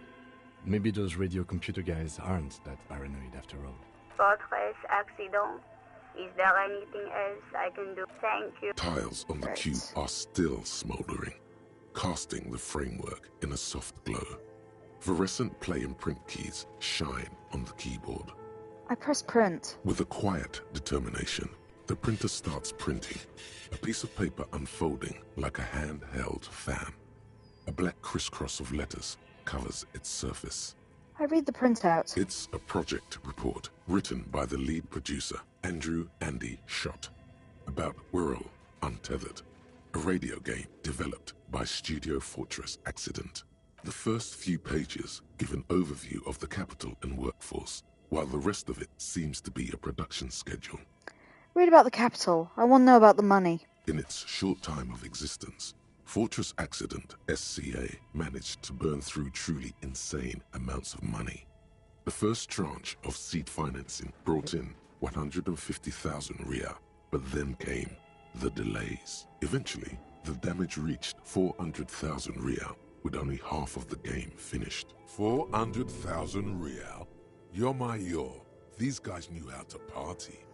Gosh, where did they get all this money? Let's just say it was a real adventure for their Igaunian investor. Read about the workforce. Who worked there and how long? Fortress Accident employed 18 people. The bulk of the team composed of writers and concept artists.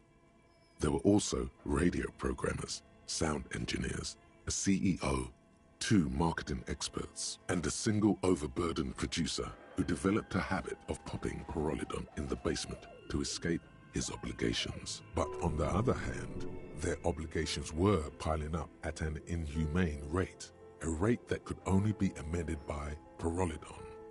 I skimmed through the production schedule, whatever it is. The production schedule depicts their glorious descent into bankruptcy. Okay, what happened? It was impossible not to fail. The project was too large, and no amount of money could satiate the ever-expanding ambitions of the development team.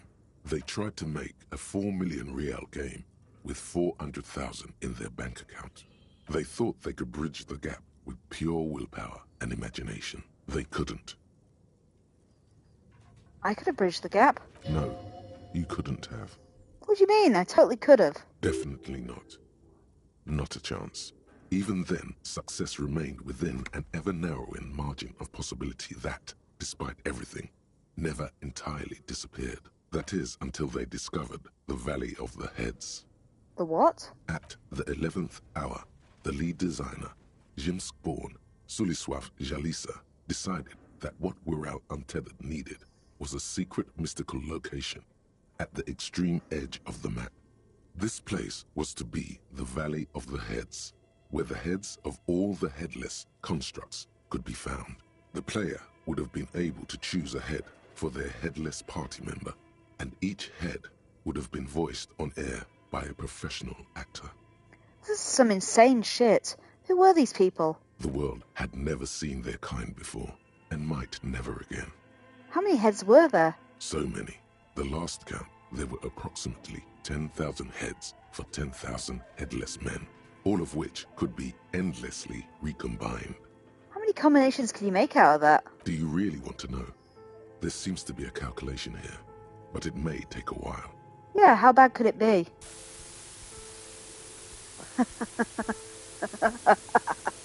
Yeah, that's a good number. Still going.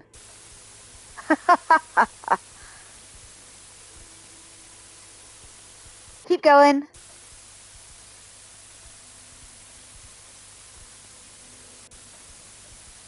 Don't you love maths? The lieutenant taps his foot impatiently, his arms folded tight against his chest. He's dying for a cigarette. Come to think of it, you are too. Keep going.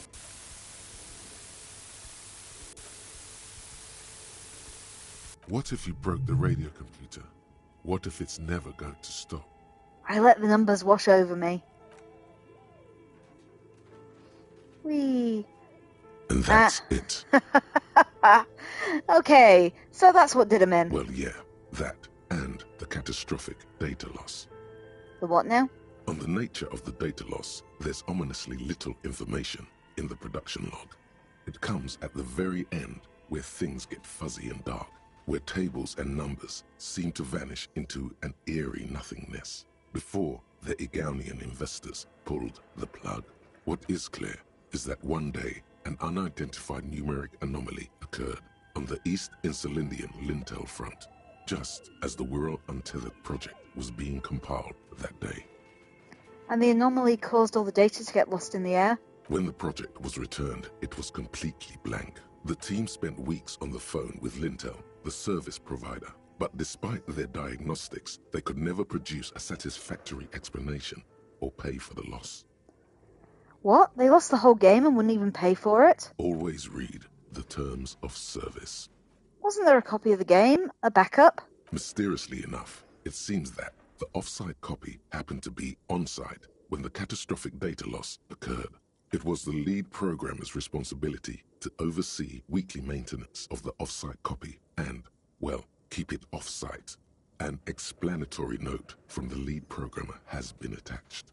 What does it say? S. Luukinen Kilda, the lead programmer of Fortress Accident. The off-site copy was on-site because there was no off-site anymore.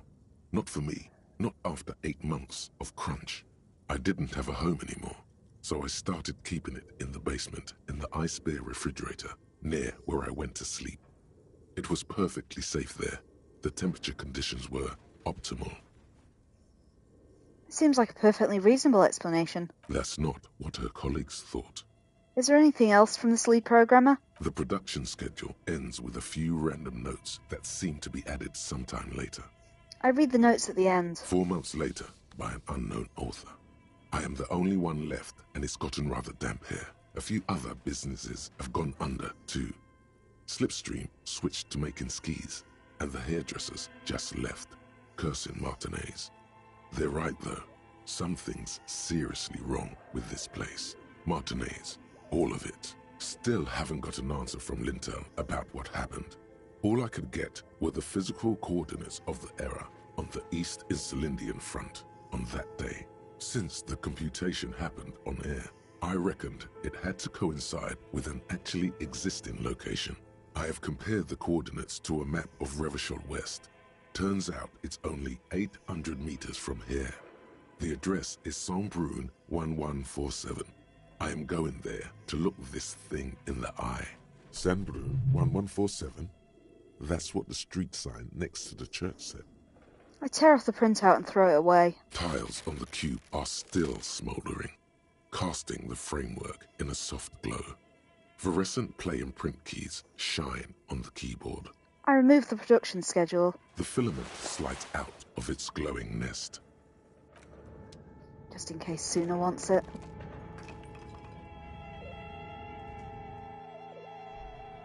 So, there's the ice bear. We need to... I think it's that red thing over there. We did try to open it before, but pry bar just wasn't good enough. This orange machine is dead still. It has a hand-cranked ice cream churner and an electric freezer. The ice around it slowly melting. Okay, so we need a physical instrument to do that. Let's see if we've got anything that boosts that. Physical instruments usually red.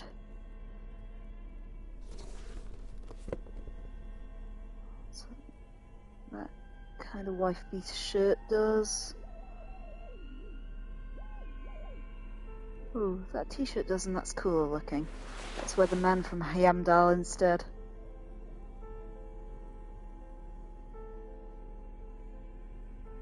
-2 if I wear the scarf. Nope.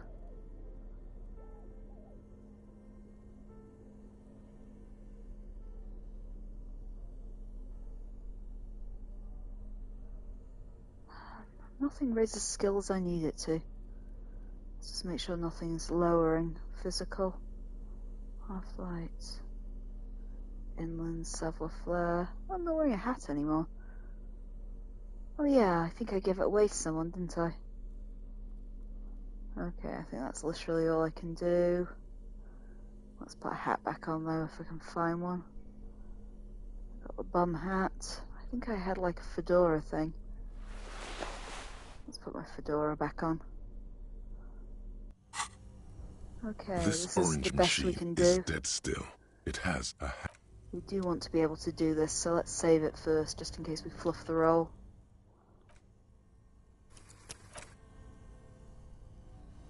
Right, and try This again. orange machine is dead still.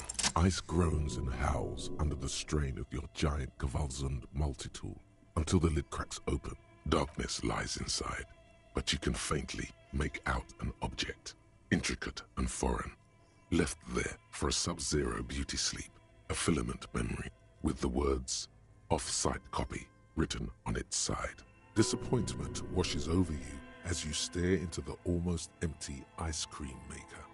What? No ice cream? A scoop of ice cream would have been nice, yes. The Lieutenant agrees. Someone's stomach grumbles. The room feels very cold.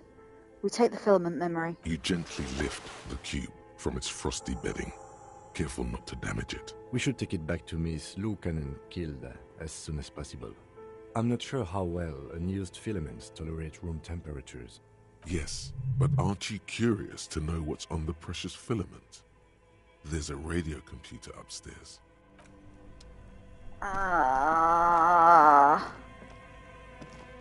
It feels like the hint that we could damage it. Do we want to know what it's on, or shall we rush it back to her? What do you reckon, guys?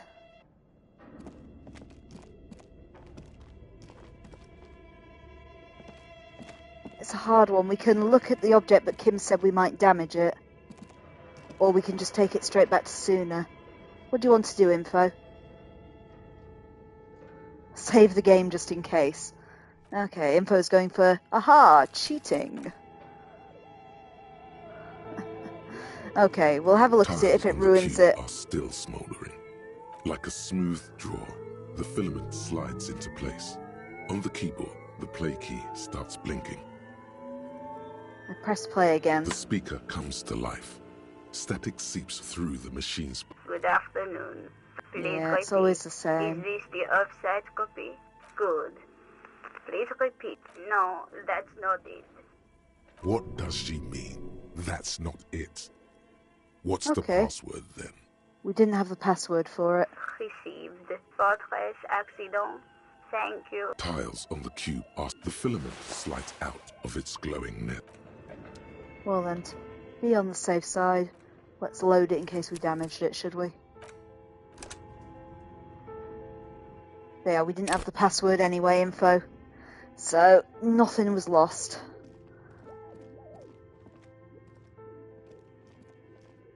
Curious that one's got a different password to everything else. I wonder if there is a way that you can find it out or deduce it. What's he looking at? Poor animals, no rest for their bodies after death. Must be the taxidermist. Okay, let's take this back to Suna, but I do also want to go and see if Valsund will open up that shipping container that I couldn't get open. Let's do this fun bit where I can't get the teleport working again.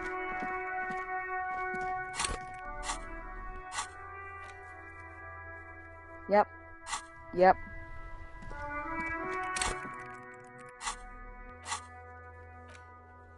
Next time I'm going to remember where it works. Let's try over here a bit more. Nope.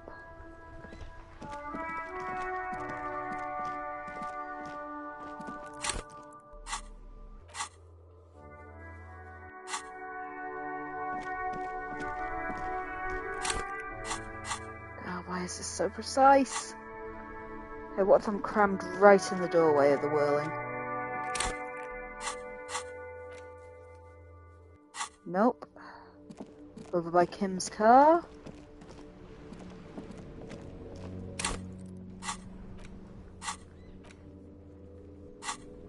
Nope.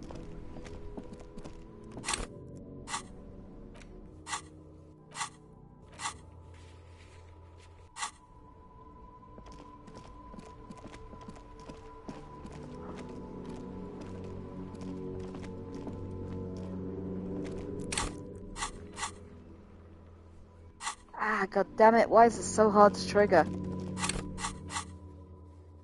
Done it before, we know there is a teleporting point around here.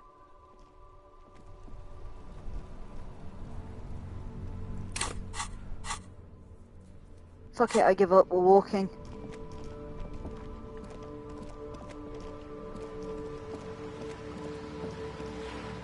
Can't remember where the route is.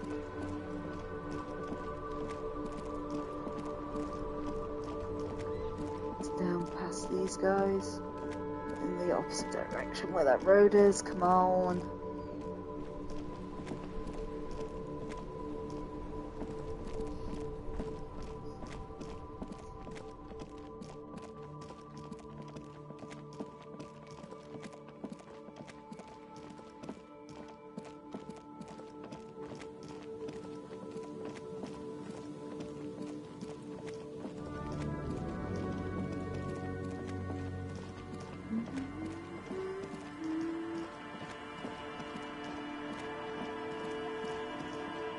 Nope, it's the wrong one.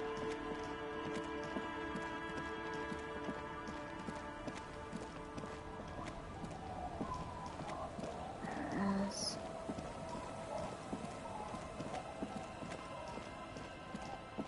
Keep going, guys.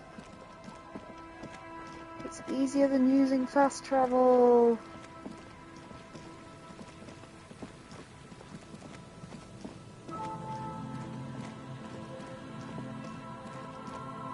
Okay, that's the church.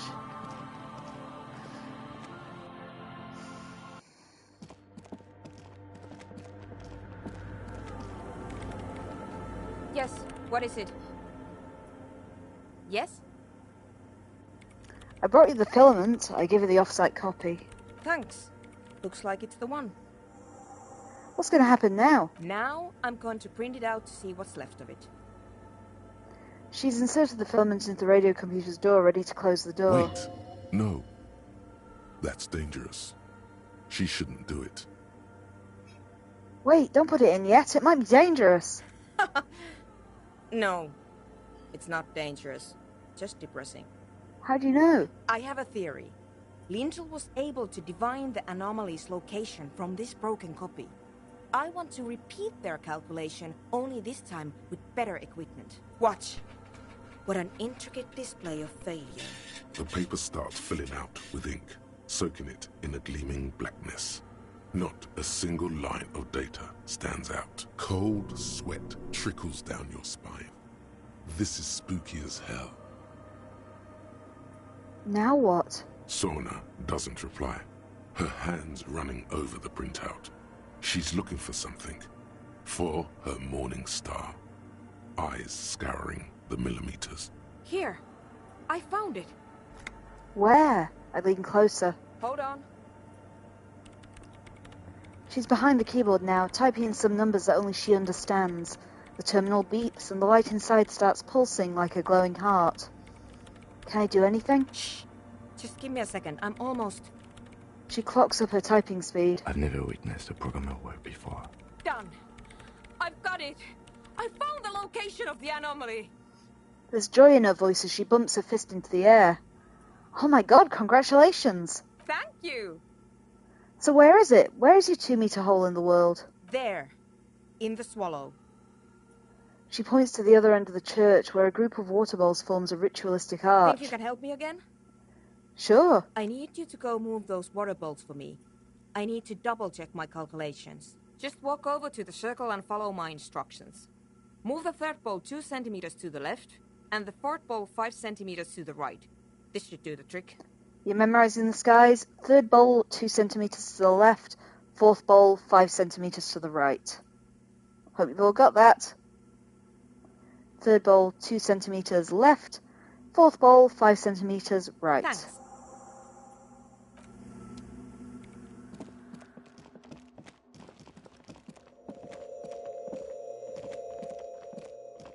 It's awfully silent again, as if someone turned off the entire world outside those walls. Water inside the bowls stands still. Measurements have been marked down around the bowls, each chalk-drawn line representing a centimetre on the floor. I move the third bowl from the left 2 centimetres away. It moves like a ghost without creating a single trace of sound. I move the fourth bowl from the left 5 centimetres to the right. Some water spills out of the bowl, wetting the floor. The lead programmer sends you an encouraging thumbs up from across the hall. Time to run back, or maybe walk. This is a sacred place after all.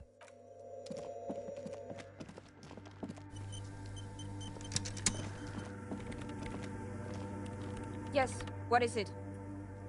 I move the water bowls to the right position, just like you asked. What's next? Great. Everything should be aligned now. She stops biting into her chapped lip. Miss Know-It-All is hesitating. What's wrong? Yeah, nothing.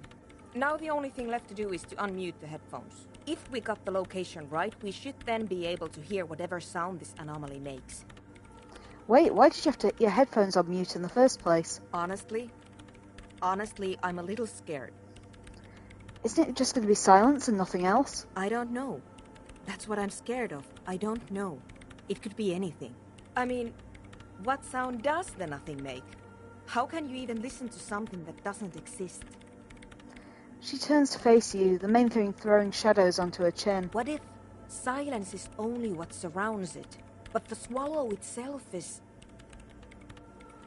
You're right. We should be cautious. We don't know what we're dealing with here. Maybe. Maybe I'm just tired. It's scary, but we just have to face it. Yeah. You're right. Let's do it.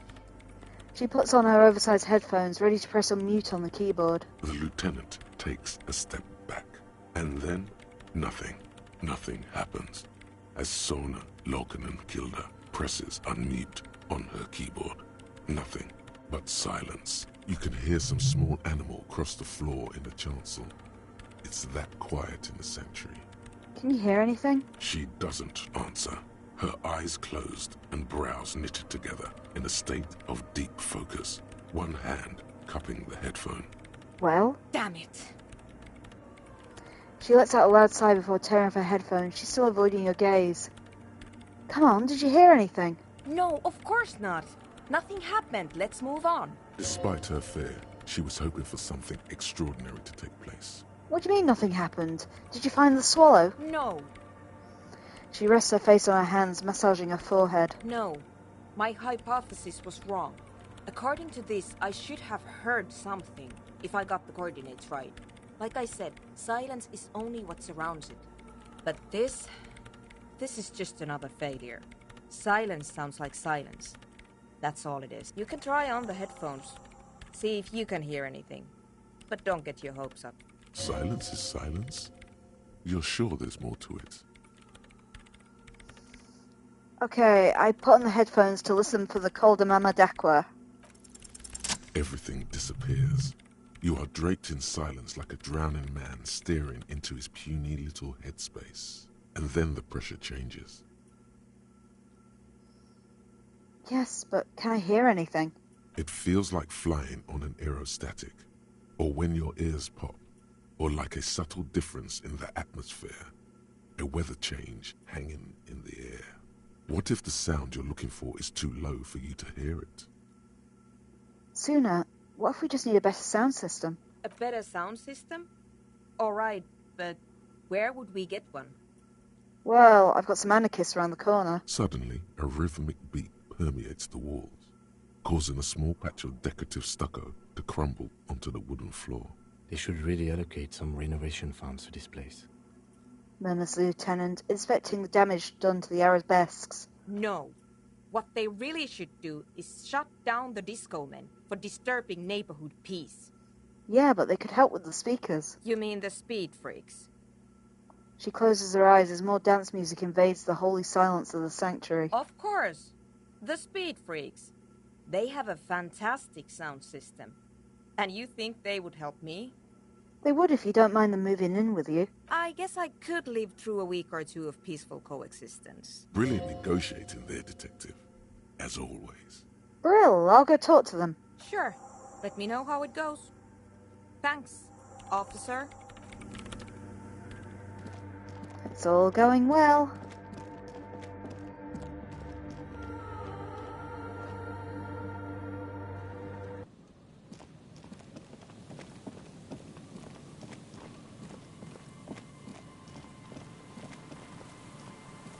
Oops, always go that way first, it's the other way. I want to put my sword in the other hand. I do still feel like a sword person.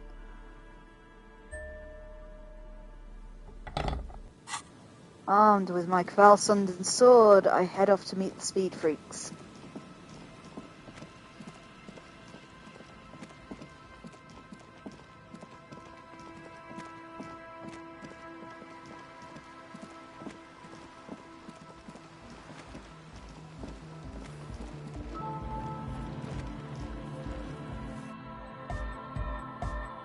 Hi again. So, how are things going?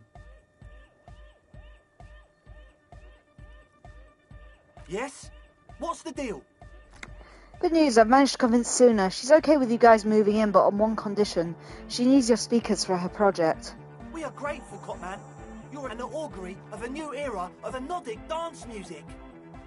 The speed freak smiles, happier than he's ever been before.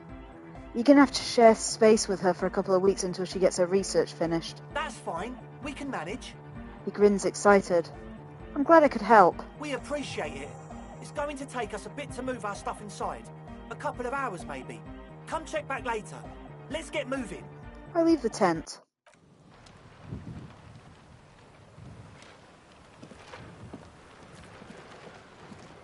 Have they left anything on the ground? Nope, seems not. Someone's home away from home, just like yours. We've taken a celly with them as well. Just gonna poke my head around the door of the church, but otherwise, I really do want to see if we can use the Kvalsund to open that thing. Oh, I wonder if I can get to that money up there as well. Yeah, the boardwalk might take me around here. Aha. Money.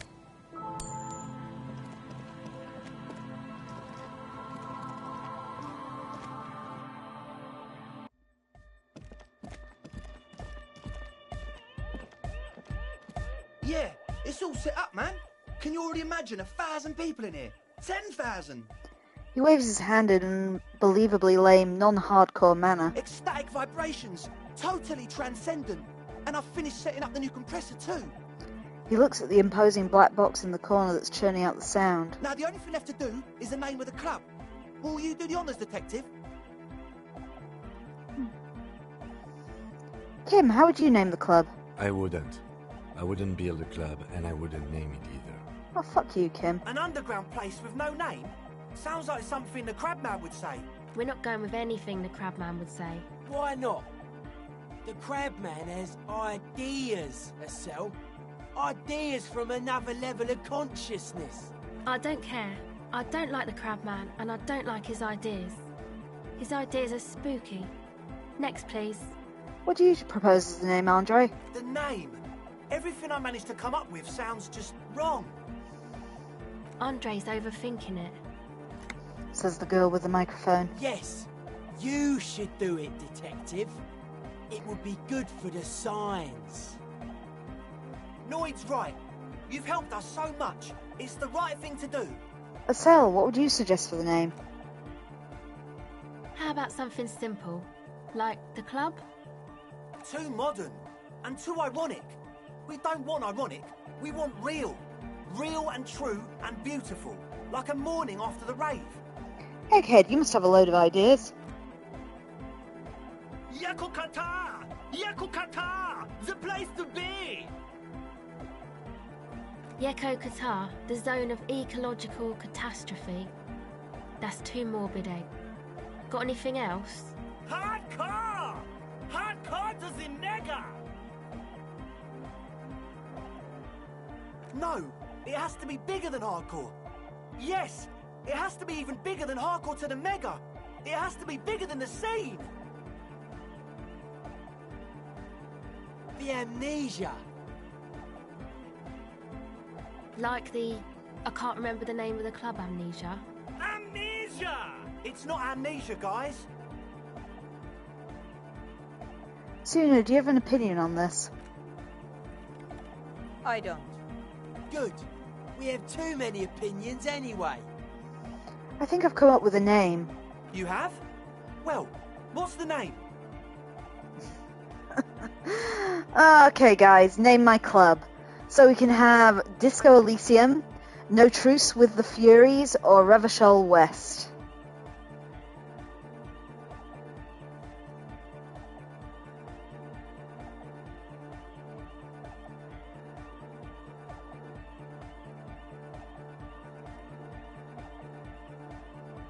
Info says the second one was the dev's name.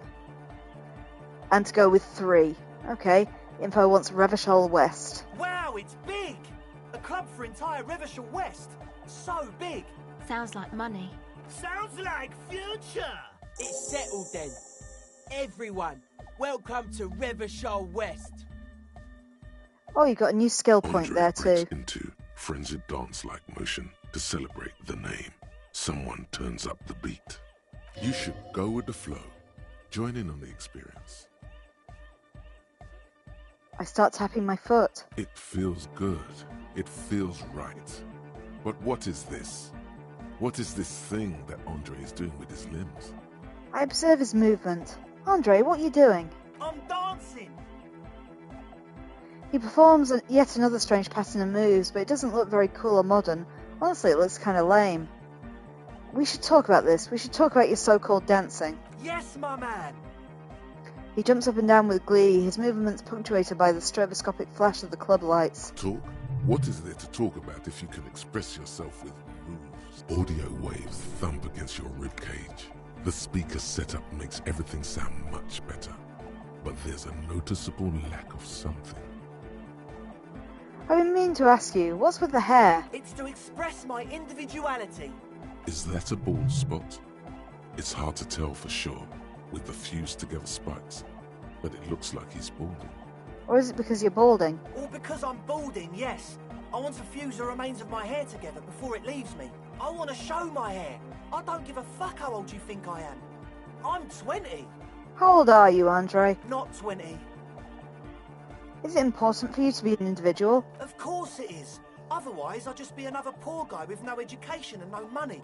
General issue, man. Now I'm all that, and I have radical spikes. Fair enough. Maybe it was a bad idea.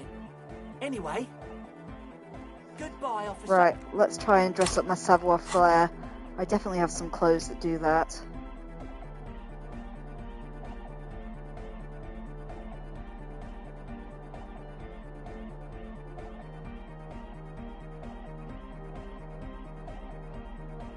Do I still have to find them? I'm sure we saw savoir-faire on something.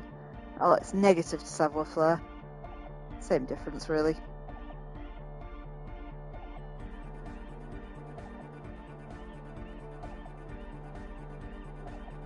Nope, turns out I don't. Right, just make sure nothing's put in the negatives. My glasses give me some. It's unlikely we're going to be able to dance on this basis. Oh, the pants are negative savoir-faire. Let's take the pants off then. I think I have many pairs of pants. Except for the moralist pants. Oh wait, there's a pair.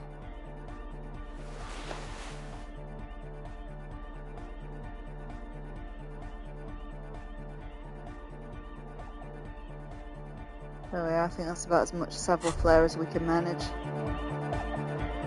The pockets of these new jeans are perfect for sticking your hand into. Makes you look cool, calm, and collected. As your hand enters the pocket, your fingers brush against something, soft yet crinkly. I take the item out. Hey, it's a chewing gum wrapper. It reminds you of the fruity juice of apricots. You should inspect it closer if you have time. Something about the wrapper's texture is familiar. Not familiar in a good way, you might say. There's pain in there somewhere. Curious. Oh, hey, man. Let's try this dance, though.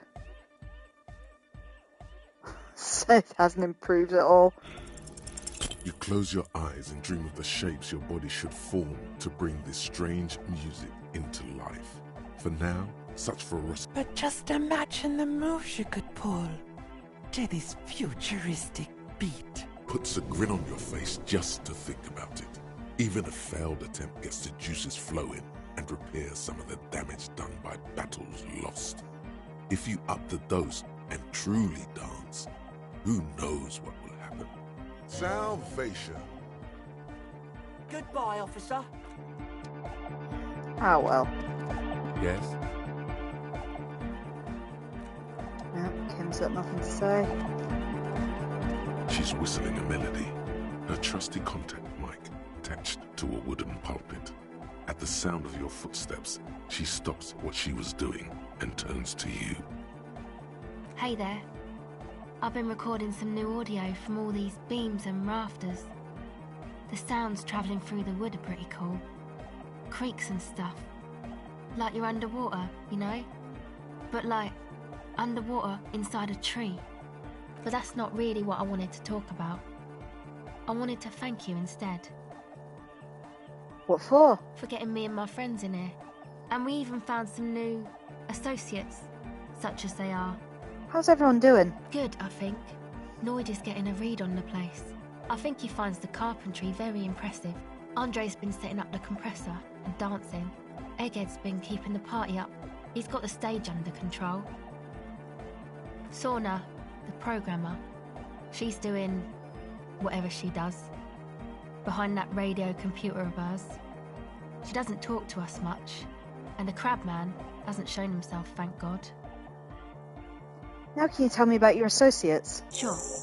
You helped us out. I can repay the favour. Tell me about What do you want to Suna. know?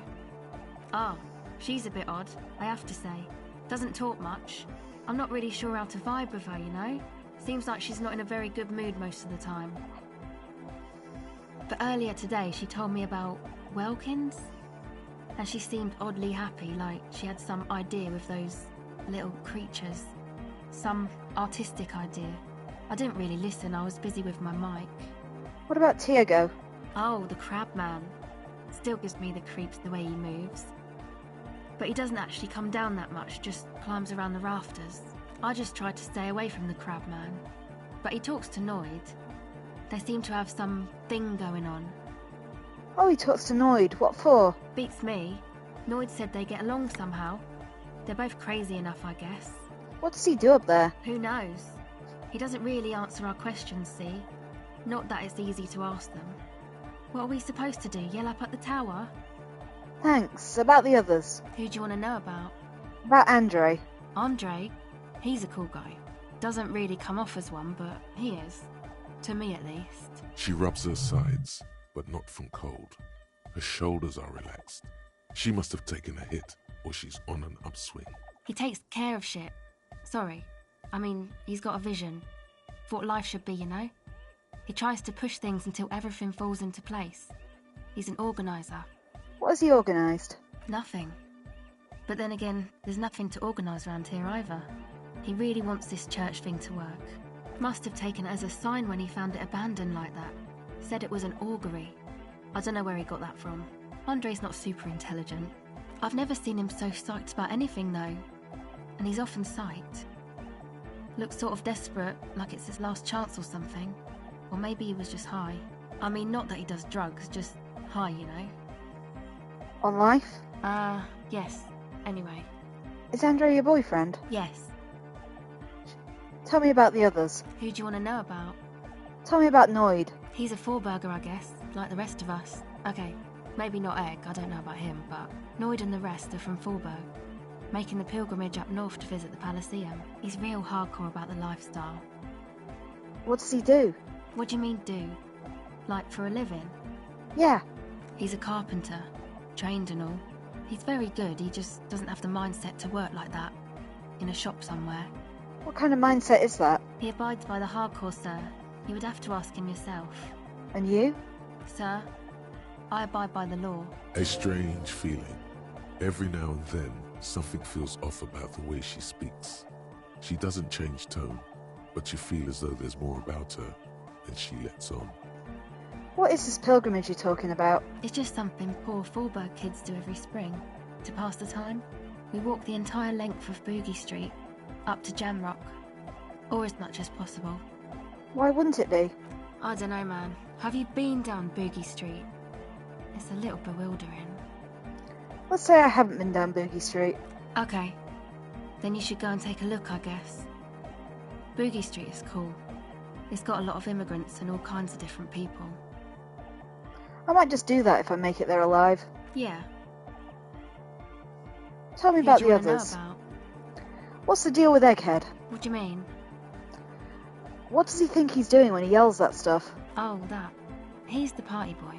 What's a party boy? And Nordic music doesn't really do vocals in the traditional sense. Vocals are thought of as rock. That's to say they're a bit backward. No offence if you like rock music though. Rock music's cool by me.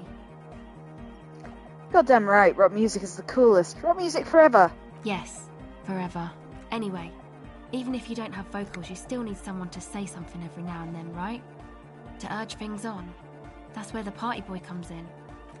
He basically just stands on the stage and dances and yells how awesome everything is. It's very catchy. I understand. People are usually afraid to do things if others aren't already doing them. Dancing makes you dance, like sneezing makes you sneeze, or yawning makes you... Anyway.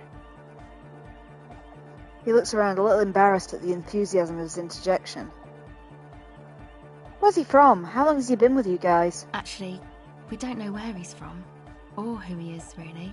One time we were out partying somewhere in backwater Fallberg. Or maybe even Coal City. I can't remember. Maybe it was Coal City. Egg was yelling along to some jam someone was spinning. All night long. Just kept yelling until he didn't have a shred of voice left. When the sun came up over the mines. There were mines? Yeah. It was in Coal City. She nods. Egg came with us. He made this wheezing puppy dog sound all the way back. Couldn't even speak. It was definitely Coal City, because it took us 2 days to walk back to the fort. He just wheezed the whole way. We never really asked why he came with us, or who he was. I think his name is Jermaine. People are sweet. She says quietly. You can see it must have been a great night. The memory causes her to go silent for a moment or two. You wish you'd been there. Who do you want to know about? Actually, tell me about yourself. Me? Again? Yes, I forgot. Tell me about yourself. I told you, I'm a silver bird. There's that phrase again. Really reminds you of something. What does it mean? It means I don't answer questions about myself. There's more to you than you let on. What am I not seeing? All right. She picks up the tape recorder and looks you in the eye. There is. Well, I'm a police officer. You have to answer me. Is there a law that would stop me from lying, though? That would depend on the circumstances. The lieutenant taps his foot. Fair enough. Thank you. Curious. Sure. Reaction speed. Got next to no chance of that. The silver bird has already flown away.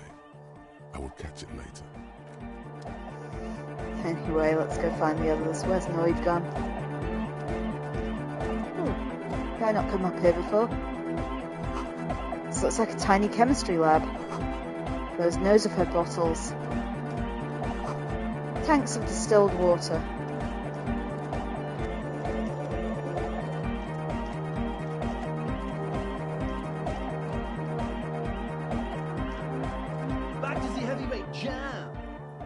Says the young man from behind the mixing deck. Long-shaped trees grow on his silver belt buckle. Hardcore!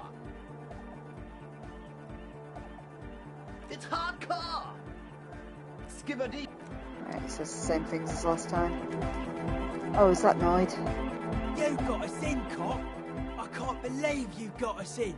He looks around the hall, examining the carpentry. With wonder in his sharp eyes. Between you and me, I don't know if you've noticed this about me. I'm a little suspicious of authority. But you really came through for the hardcore underground. Yes, you really came through for the hardcore underground. How He come? He spreads his arms, looking around at the speedfreaks setting up shop. Andre is busy cutting some slightly less lame, but still quite ungainly shapes on the church floor, sweating profusely. Estelle using her contact mic to listen to a tree underwater. The one with the large head is blasting the dance track on repeat, while the stained glass window behind him is rattling from the bass.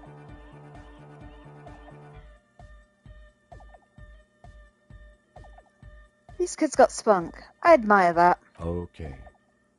The lieutenant keeps it laconic. What he means is, you can't possibly have handed them this real estate for such a flimsy reason. Then again, whatever keeps your nose out of the bottle and on the job. Lloyd, what do you think about the church? It's a miracle of carpentry. Dead bodies carved into total shapes. Now it can be something more. You say that as a carpenter yourself? I don't say much anything as a carpenter anymore. They tried to make me into a reckoner and a leveller. Made me a bit manic, you know. I regret the time I dedicated to that profession and that worker collective. I say things more as a member of the hardcore side dance community these days. You're not going to ask me how I knew? Why? You're a cop. I carry carpentry tools.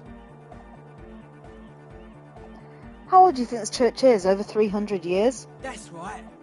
The first settlers built it, plus 6 more like it, on the coast here. Was one of the first things they did. Must have been really scared of something, but I understand. Alone on an uninhabited archipelago, forced to face themselves and nature. Pre-industrial quantities of solitude. The sea, perhaps something more fundamental. He means something paranatural. He must... I would want to build a safe place for myself and my own as well. His voice echoes in the wooden cavern of the church. What style is the church built in? A cop who's into building critique. Okay then, this is folk DeLoreanism, lawmonger. It's a subset of early DeLorean architecture. Okay, and what is DeLorean architecture like? Total. Everything between an ancient concrete cathedral and a glass cube is DeLoreanism. This is just an homespun version of it. Folksy stuff. Early mass production. They made thousands like this. Does that help you out? What would a DeLorean building look like? Like that woman there. Vertical, thin, white. A false image of grandeur. The source of the system is up there. You're at the bottom. They really dug that power vertical. Like to show off large and intricate structures. Arches, spires. Put you down with them. They were really into painting everything white too. Virginal shit, you know. Marriage shit. Virtue and tyranny. The church isn't painted white as far as I can tell. Stands to reason it used to be white on the outside. Before the sea wind took all the paint off. Slowly, peeled by the wind, your skin crawls from the sensation as you look around. What did you mean by dead bodies? Dead bodies of perennial plants. Sigma functions have left this place. It's a good thing we came along. The spiritual collapse has been total. Spiritual collapse? I saw some piglets suckling their dead mother. Have you heard this one, cop man? After a short while, they shuddered and went away. They had sensed that she could no longer see them, and that she wasn't like them anymore. What they loved in their mother weren't her body, but whatever it was that made her body live. End of quote. This is an high-quality carcass. The power of anodic beats and hard bass is needed to reanimate it. First up, where is that quote from? A Sarais man who lived a long time ago. An ancient hardcore brother.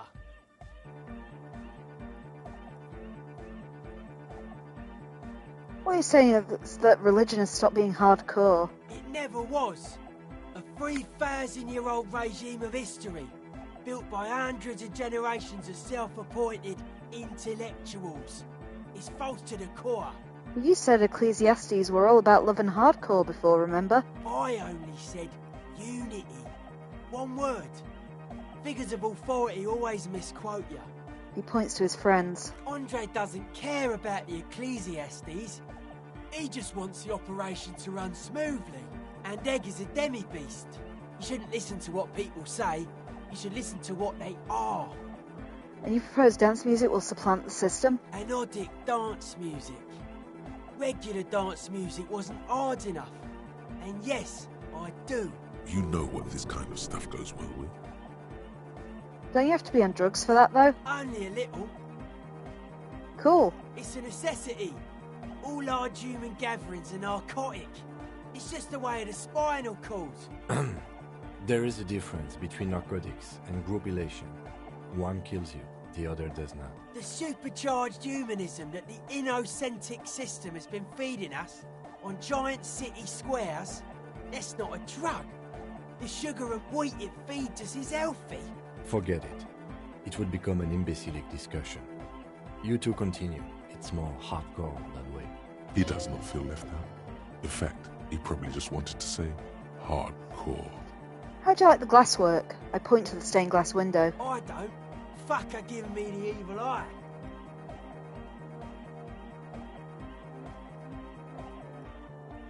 That's her innocence, Dolores Day, mind your words. Sorry, that's her innocence, Dolores Day, mind your words. You defend her, law minion.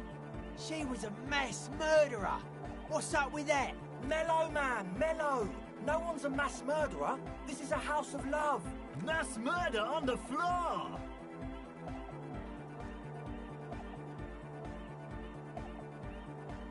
Yeah, but who isn't being accused of being a mass murderer these days? No one says Arno van Eyck is a mass murderer. The anodic pioneer Rietveld is not a mass murderer. He is not accused of mass murder. Likewise, no one says Jermaine Egghead or Andre are mass murderers. You can live entirely outside that suspicion. Billions of people go about not being guilty of mass murder. Just not her. But she's the innocence of humanism.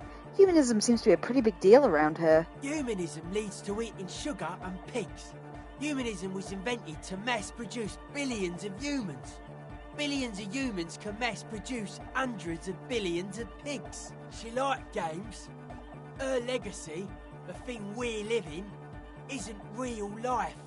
It's a strategy for some kind of victory against a long-dead opponent. But, yo, I'm only annoyed. What do I know? But she's pretty. She invented the beauty you're feeling. She and her glass cutters and iconographers. You set the standard, all right, then you meet it. It's effective like that, but it is also very soft of core. That so-called beauty of hers. You're right. I like the hardcore. In the true life of tomorrow, every woman will be an innocence. They will wear neon headbands and leggings, and they will glow in the dark. His eyes smile enigmatically. But you don't like that, you liar. You like this one. The softness of her core is there to you. Oh my living God, it's there. Suddenly you feel like you need to plummet into it. Look away. Say something. The resettlement programs were totally okay. I'm a big fan of resettlement programs for some reason. Are you a commie cop? I am. Then that's why. Communism's just a bloodier humanism, if you ask me. Has her love all over it. I do feel there's something terrifying about her. There is. She is a party repellent and must be taken down before we can begin partying in here. No, that's not it. It's something more. Something closer to your skin. Take her down. Crash and destroy that window. Will do. The speed freak nods and pets the toolbox if it were a cat. No, Noid. Stop twisting my melon, man. People are gonna love it. It'll be our thing. Plus it keeps the cold out. Isn't she supposed to be the embodiment of the world spirit? The world spirit does not have a body. It has organs. Hardcore is an organ of the world spirit. He raises his left hand. This Arno van Eyck track is an organ. The carpentry and glass cutting that built this house are also organs. She's a thief, if you ask me. An organ thief. All innocences are. Would you say she was, human?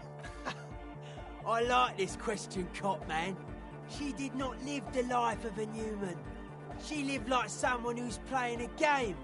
The life of an operator. That's not the life that humans live. She was adored. Humans aren't. I don't know about you, but they hate me. And they do not think I'm innocent or some shit like that.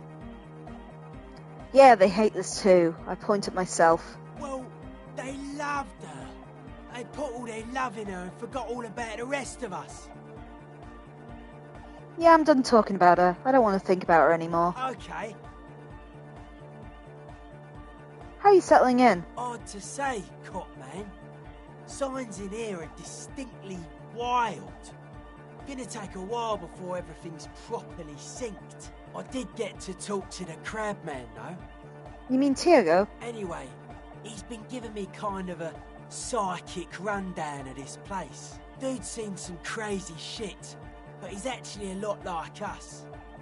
You mean his mother's love stuff isn't too spooky for you? Have you been listening to what Egg's been saying? Love is hardcore, man. And the mother's love is the hardest core of all. The man picks up on stuff. And he knows a lot about the church. I got a lot to learn from him. Good thing you didn't squash him. What did Tiago tell you about the church? The Crabman's been lurking here for a while. He's experienced things. Things that give off bad signs. As far as we can tell, the Ubies built this place about 320 years ago as a sarcophagus. What do you mean there are dead bodies here? Sorry, do you mean there are dead bodies here? Not like a literal sarcophagus. I'm just being metaphorical. What's it for? Encasement, confinement, of something they were afraid of. Something new and unheard of on the Isla. I think that's what the Crabman is experiencing when he climbs around upstairs. Like, this is some old world shit the Ubies had heard about. I thought the best way to deal with it was to build a church, surrounding it, to contain it. It sounds like a job for the Remote Viewers Division. I doubt it. I don't even think the Ubies properly understood it. What it does. But it's what this sonar person is looking for and trying to measure. He nods towards the woman. It'll be fruitless though. She won't be able to measure it. People like that always want to measure everything. All those things they really can't. The wood creaks as a gale blows by. Outside, dust particles fall through the darkness, settling down on the age-bleached floorboards. The structure does not feel particularly durable. This building seems less than structurally sound. No, it's pretty fucking unsound if you ask me. They should have built a club for anodic music around it instead. Anodic music will definitely contain whatever we're dealing with. His words echo around the chamber. And if it can't, well... What makes you think sonar's gonna fail? Seems to be the trend around here, doesn't it? You can't measure shit like this. It's not like... substance. I found a doomed commercial area in the Martinez proper. Maybe it's the same thing the Ubies were trying to contain. Like a concentric ring spreading out. The struggling villages. And that is what caused the communards to fail in defending the beachhead. Yeah, a lot of failure has gone down around here. Do you think there's any merit to this theory? I don't know. Maybe, maybe not. It's not a thing we can answer, Cop Man. Even I have limits. I'm a limited psi person. Well, if it's without substance, I guess it's nothing to worry about. Maybe you can figure things out, Cop Man. I think we got on a good level here. The signs are syncing up well. Why are you so suspicious about everything? Suspicious people are esoteric people. We don't go around spilling everything to Johnny Law. They don't call me Noid for nothing. It took us setting out for this whole enterprise to get our signs synced. Why are you called Noid anyway? It's short for paranoid. May I ask, what good is being suspicious? A reasonable question. Say I get hurt. I want to make sure it never happens again. So I analyse the situation. Exercise caution. Caution is suspicion. What are you suspicious of? It'd be easier to list stuff I'm not suspicious of. I'm not suspicious of sound and colour. Mechanics and chemistry also have a trueness about them.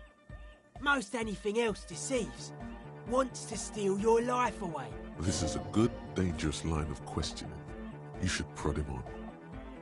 And what are the most suspicious things? I don't have a top 10 list of things I'm most suspicious of, but if I had one, the left-right complex would be number 1. Number 2 would be their sole accomplishment, the pig-wheat paradigm. Does this mean you're mentally ill? Mental illness is a term the powers use to homogenise people. I think I don't reach mental illness. I am merely politically ill, a suspicious element. Tell me more about this left-right business. I prefer not to. Both ask the wrong questions. Any spark of light from either one is accidental. Their combined movement's only concern is producing enough pig and wheat for everyone. The end goal of humanity. The original mistake was assuming that words have more being than bodies. That's what led us astray, far from our true lives, but we may yet find a way back. Whatever this true life is, you feel it's the real centerpiece of this mythology. What's suspicious about the production of pork and wheat? It's our only shit. We should make better use of not being animals, or cereal grain, ourselves. What's bad about cereal grain? Having enough food could be a precursor for greater things. Yes, having food is means to an end. But the left never talks about the end, only the means. Caps are likewise suckers, constantly sleepless in worry. Well, that was certainly stimulating. I want to ask you about something else now. His eyes flicker. You mentioned true life. What would that be like? A life is true if it's free from fear, an internal division among oneself and others. Mankind has seeds of greatness in it. A germinal will come, a return to trueness. It will be hardcore. How would you go about returning to this true life? Beats and bright lights to shatter falsehoods. Nerve impulses for the collective body. We are very much alike in basic structure. An hard enough beat would awaken everyone to a truer calling. In unity. Just like that. The speed freak is right in your face. His eyes burning. His comrades look on worriedly. The young man is dead serious about this. So you're advocating a noise-based society? Many non-Occidental cultures share a beat at their art. Thus, they are closer to true, hardcore life. There's just never been enough of them, and they had to rely on some extremely basic percussion. You keep mentioning hardcore, but what does it mean to you? Utmost dedication. Thoughts from the spinal cord. It's a potent superlative as well. Egghead usually has a better concept of the hardcore. He just really likes saying hardcore. Hardcore! That was vague. Dedication is something else. Superlative. Maybe you're being too specific about it. Try consulting with your spinal cord. Oh yeah, sure thing. Okay. I don't think I'm going to be able to see hardcore, but let's find out. Aggressive, monotonous, but also somehow sacral, primitive, yet futuristic, like a machine man. Nothing exists but the here and now. All are one purpose. All you've managed is a list. The parts don't form a whole. What's with the clothes? They're hardcore.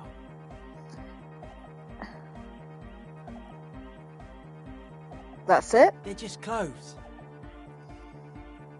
I thought there'd be more to it. Nah, it's just a vest of suspenders made to resemble a human rib cage. plus some lady clothes to piss off the sex system. Now tell me about that hardcore necktie. It's fucking primal. It's my friend and accomplice. It makes me party harder. I can see that. And you've partied very hard for a very long time, haven't you? It looks like you're trying to hang yourself with it. So large, too.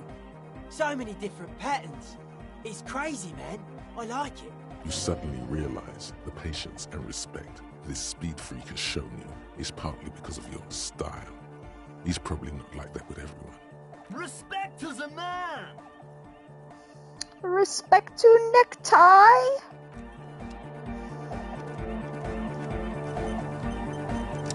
Yes, what is it? How's the project going? I see your neighbours have moved in, but all I hear is Nordic dance music. What? What did you say? You can barely hear over the thumping bass of Nordic dance music. I said, how is the project going? I can't hear you. The music is too loud.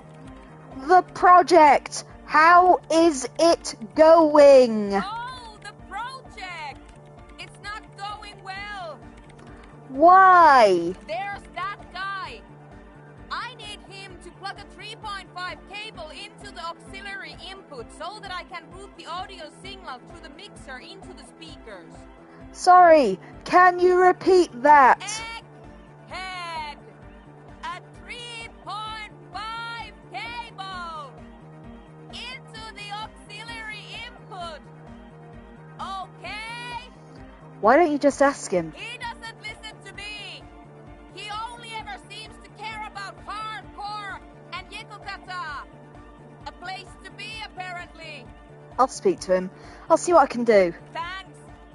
Maybe you can get through his magic rhymes. She does jazz hands to mock him. Let me know how it goes.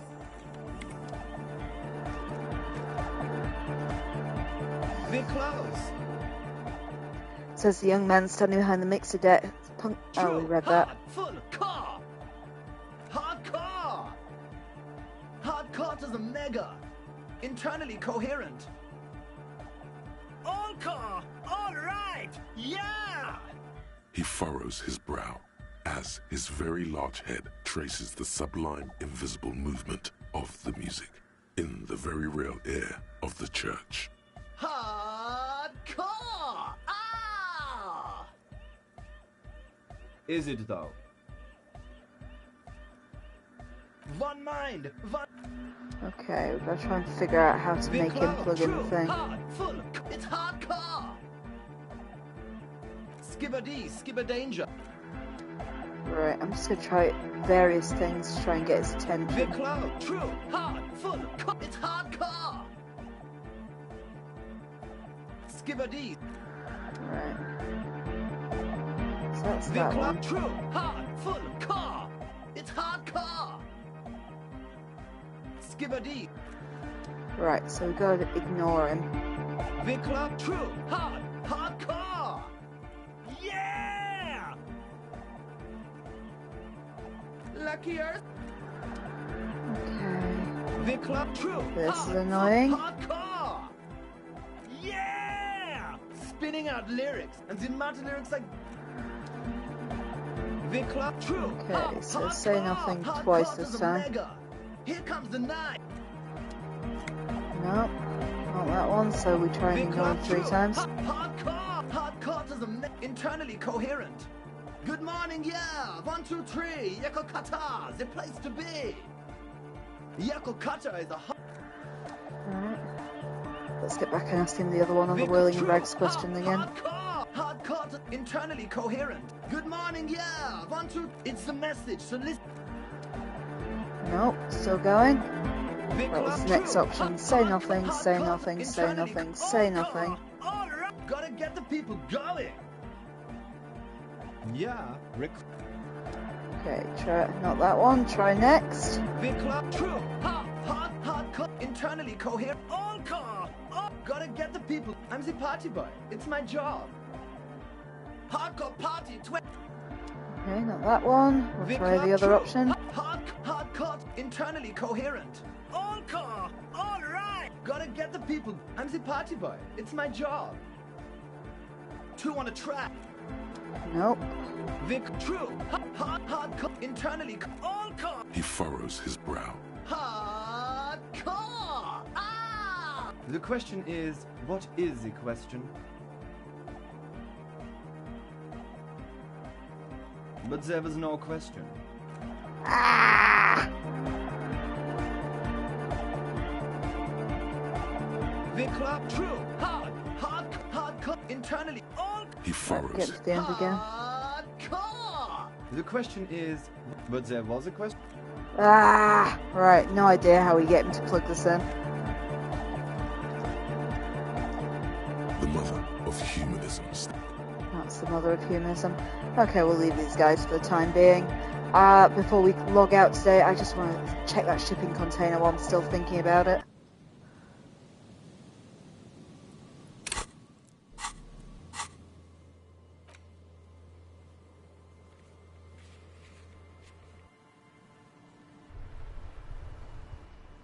Okay, so I'm literally right by his car, so that's presumably the teleportation point for if we need it again.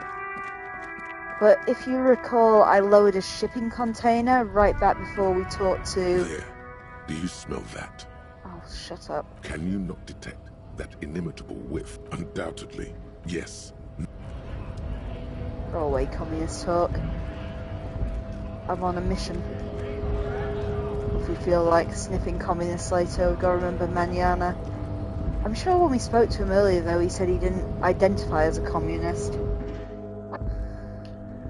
But anyway, we need to get back through here. And there was a shipping container I lowered right back before when we first spoke to Evart. It was just down here, but I couldn't figure out how to get it open. I just want to see if my new item is a way to do it. There it is. You're back before the cargo container. Its drawer has not lessened since you were Give me lost another here. option. If anything, it seems to have grown. It's rhetoric I need to do it though. My rhetoric is very bad. Oh, we've got a level, guys. What do you want to level up? What do you fancy?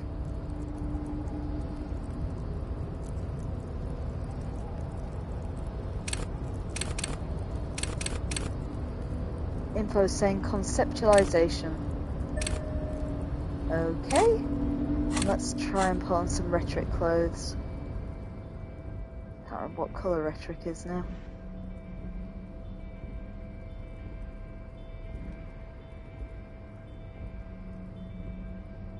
Yeah, that's negative to rhetoric, and rhetoric is pale blue. +1 to rhetoric with that shirt.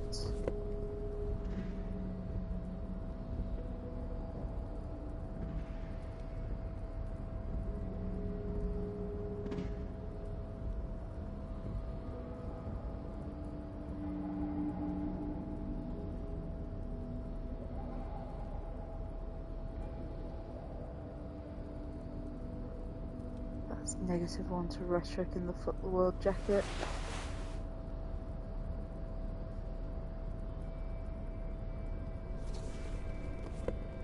Just take the Foot the World jacket off for now. Right, that's literally the best I can do. Before the cargo container. It's still its 3%. Drawer has not lessened since Oh, you were well. last here. Despite the dark Oh! that surrounds and trails you, a beacon of light emerges from deep within you. That was only a 3% success, but we managed it. Hello? Is anybody in there? The door stands silent. Satisfied, detective? A wry smile crosses the lieutenant's face. Try again. If there's someone there, I'd like to talk to you. Just like that, you hear a click, then a rattle. Some mechanism unlocks itself inside the door. Ahoy! Come on in! From deep within the container, a voice. You can't be serious. In we go, Kim.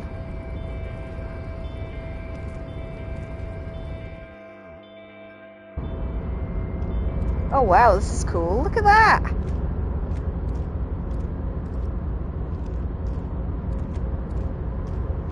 The man stands at the far end of the shipping container.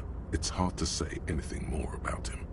You cannot make out any of his details, but you do feel the overwhelming presence of capital. The feeling causes all the hairs on your body to stand at attention, like soldiers preparing for review. I squint. Something's amiss. The light beams bend around his face and scatter in 1,000 directions.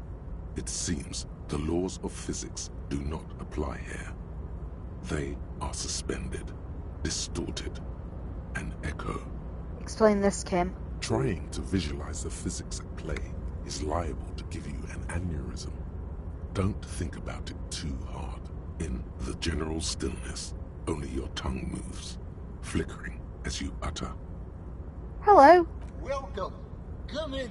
Make yourself at home. Sorry, I'm not better able to receive you. I wasn't expecting visitors today. You can't hear him exactly, yet you're able to understand every word he says. It is very strange. An overwhelming hum covers everything. Voice doesn't escape from him. Now, what can I do for you, gentlemen? What you can see of his body appears composed, in a sharp summer suit and yacht shoes. Who are you? Who am I? Oh, I haven't been asked that question for such a long time. I don't meet a lot of people outside my circle these days. Anyhow, my name is Rustam Theodore, investor, license holder, and extremely high net worth individual. And you are? Mr. Theodore, I am Lieutenant Kim Kitsuragi of the RCM, and this is my partner. The name's Raphael Ambrosius Cousteau, most likely. Pleasure to meet you, Raphael. I'm surprised in a positive manner, you understand, about your exceedingly high net worth name. It is not. Never mind.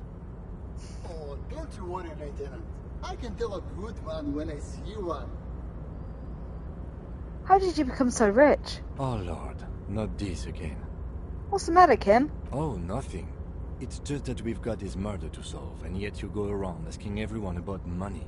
And every time I ask, are you sure this is related to the case, you say, sure, Kim, I think it is. And yet, it never seems to get us any closer to solving the case. It's quite alright. I'm used to the question by now. To be blunt, I inherited my fortune from my grandmother, who herself was an extremely high net worth individual back in Graz. All I did was take her fortune and invest it prudently. Believe it or not, it takes more than a bit of skill not to blow a vast fortune on sailing boats, bad choices, and unsupervised state policy. And blow. What's it like being an extremely high net worth individual? I gotta tell you, at first, being rich is a lot of work. You've got to work hard because everything's so darn expensive. You know, prices increase exponentially at this income level. But then, once you've reached my position, it's nearly impossible for me not to make money.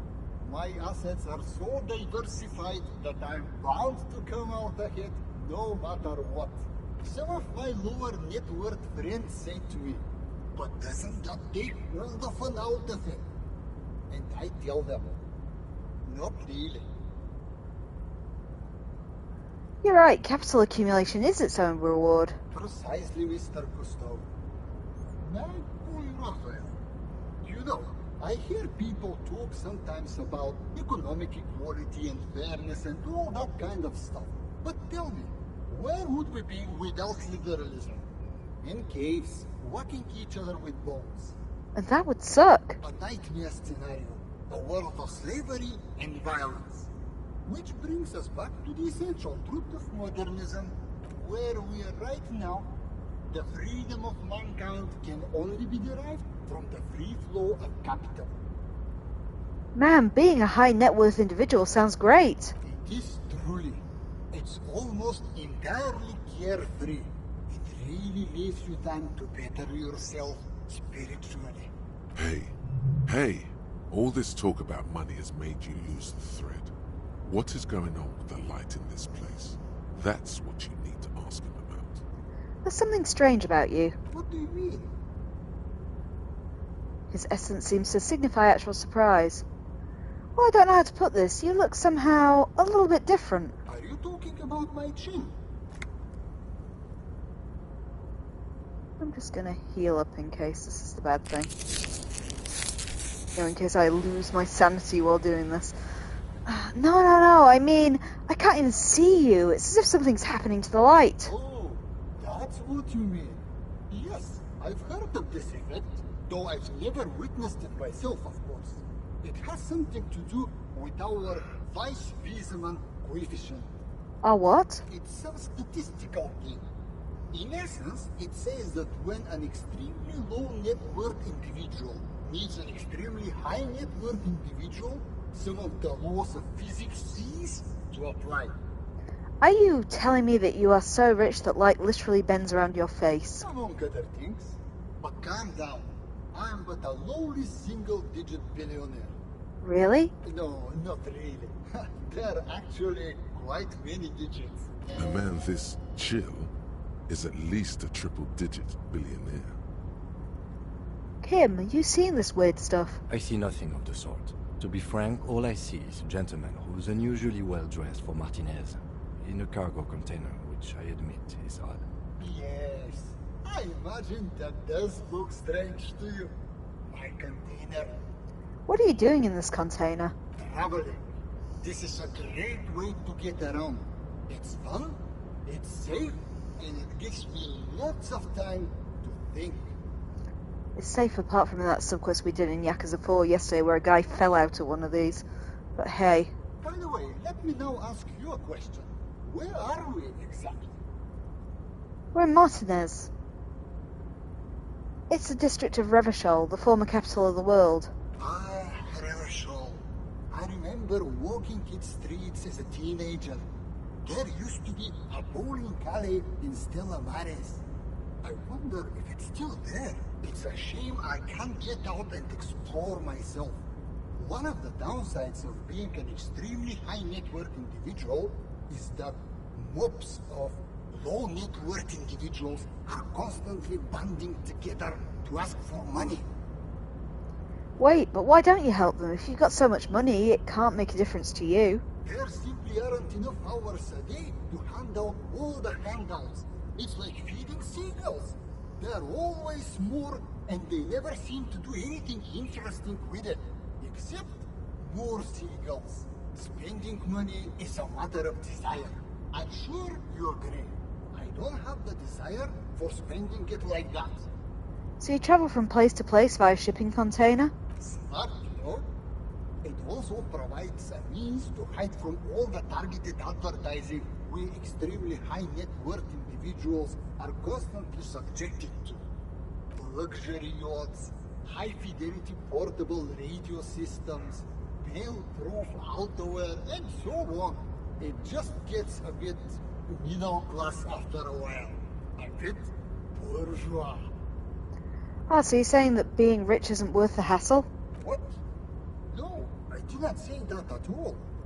Being rich is great. Just don't tell anyone I told you that. The bending light appears to wink. You're a rich investor, right? Can I have some money? Could you please stop asking everyone for money? It does not reflect well on the RCM, and to be perfectly frank, we can't afford to look worse than we already do. But Kim, I also can't afford to look any better than I do now. That's why I need the money. It's perfectly alright. Based on your appearance, I can tell I'm dealing with a smart man. As you may know, us high net worth individuals don't have a lot of cash on hand. Investments and liquidity are enemies of one another. I think I only have coins for coffee machines. Here is 3 real. How much can you get for this? Unbelievable.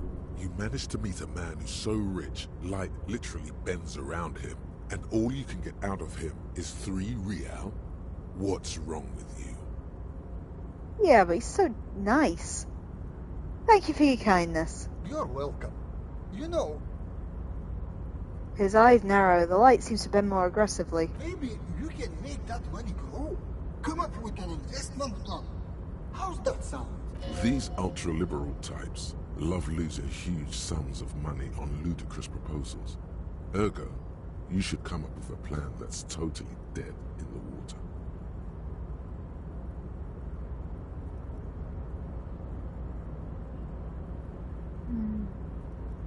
They're both red checks, so let's try and get my conceptualization up first. Not that this seems to make much difference what I do. Thanks for stopping by. Let's just give it a quick try though. So, conceptualization.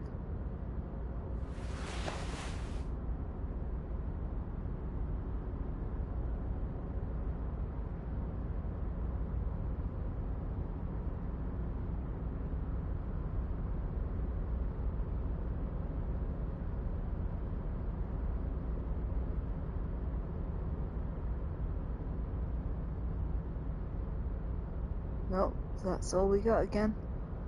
Unless anything's negative conceptualization. Not that I can see. Oh well, time to fluff this up. What can I do for you?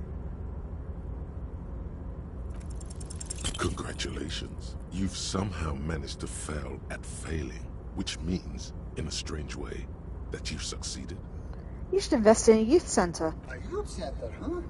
What kind of youth centre? A place to train buff kids. A place to teach them practical skills like teamwork and self-discipline. Come on, tell him what he wants to hear.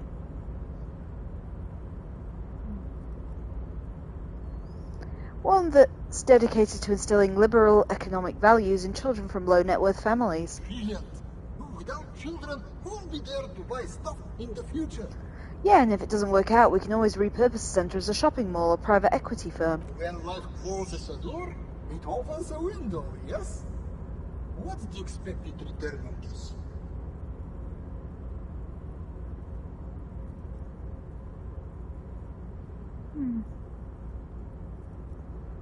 Highly educated, work-ready, human capital ready to be directed towards any number of your vast...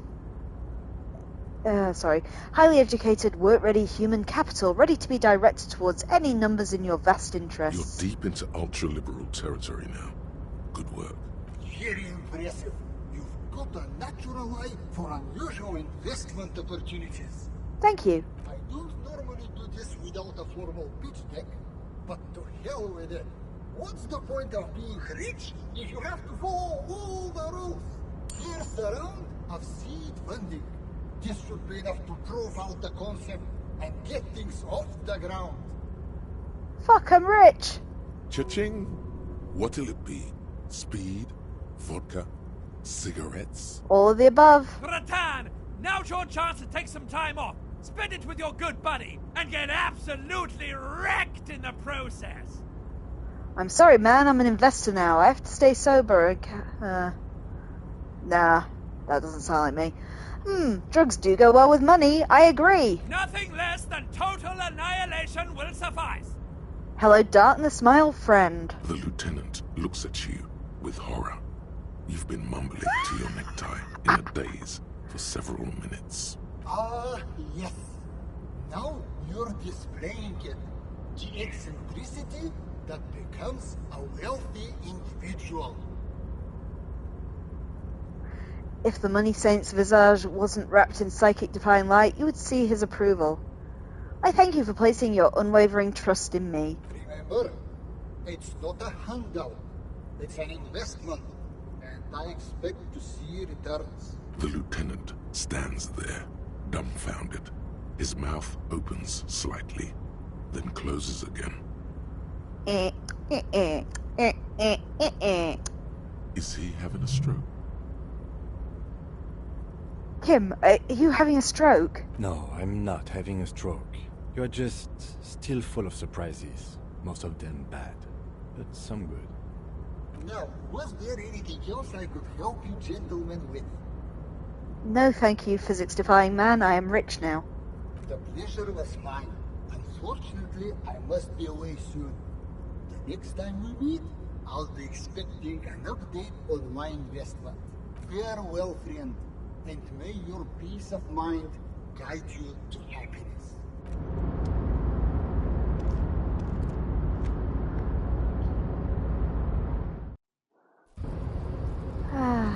Well, I hope you enjoyed my rags to riches story. I guess I don't even need to serve this moida now. I'm rich, and rich people don't care about that sort of thing. So let's get back round to the whirling.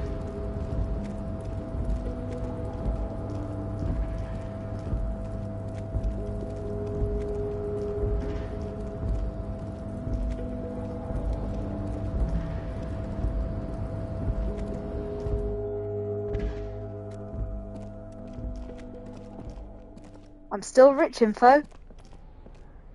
Don't you sniff at my 141 real. I can buy a lot of speed and alcohol with that.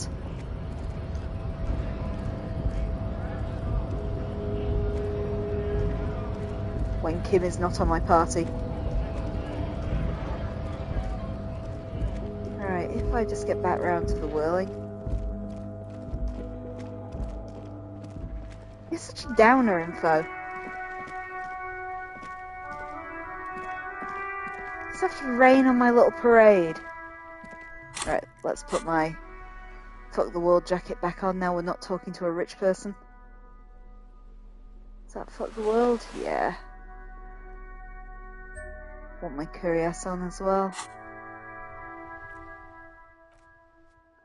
So, we'll save the game, and I don't feel like I've been very productive today, but that's where we'll leave it.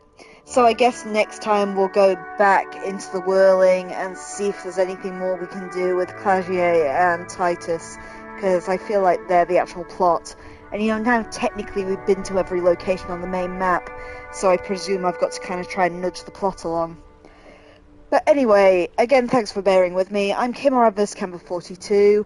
My main stream is live Mondays and Wednesdays at 8 PM GMT and Saturdays at 5 PM GMT, where I'm currently playing Yakuza 4 Remastered on PlayStation 4. At the moment, I also have a Sunday morning stream going, where I am playing through Poppy Playtime, if you're more interested in seeing horror titles. I'm currently, let's see, I've done the first 2 chapters of that, so this Sunday we'll be starting on chapter 3. This Disco Elysium is my game on the side, just as and when I have a couple of free hours. If you follow the Adverse Camber 42 Twitter or Blue Sky accounts, I'll always give you the heads up when I'm going to pop on and play, in case you want to join me, level my character, offer advice, insult my ability to gain money from rich, light-bearing individuals, that sort of thing. I also have an Adverse Camber 42 YouTube channel where old episodes are put up, usually within a day of airing here, in case you want to catch up on the plot of Disco Elysium so far, or any of the previous games I've played. My tastes are varied and there is quite a lot on there now, including both versions of Silent Hill 2, Danganronpa 1 and 2, House of Ashes, Bugsnax, Dredge, Goodbye Volcano High, One Piece Odyssey, Cyberpunk 2077, all the Life is Strange games. Do check them out if you're interested. I'm also one half of Things Are Getting Strange and X-Files Rewatch Podcast.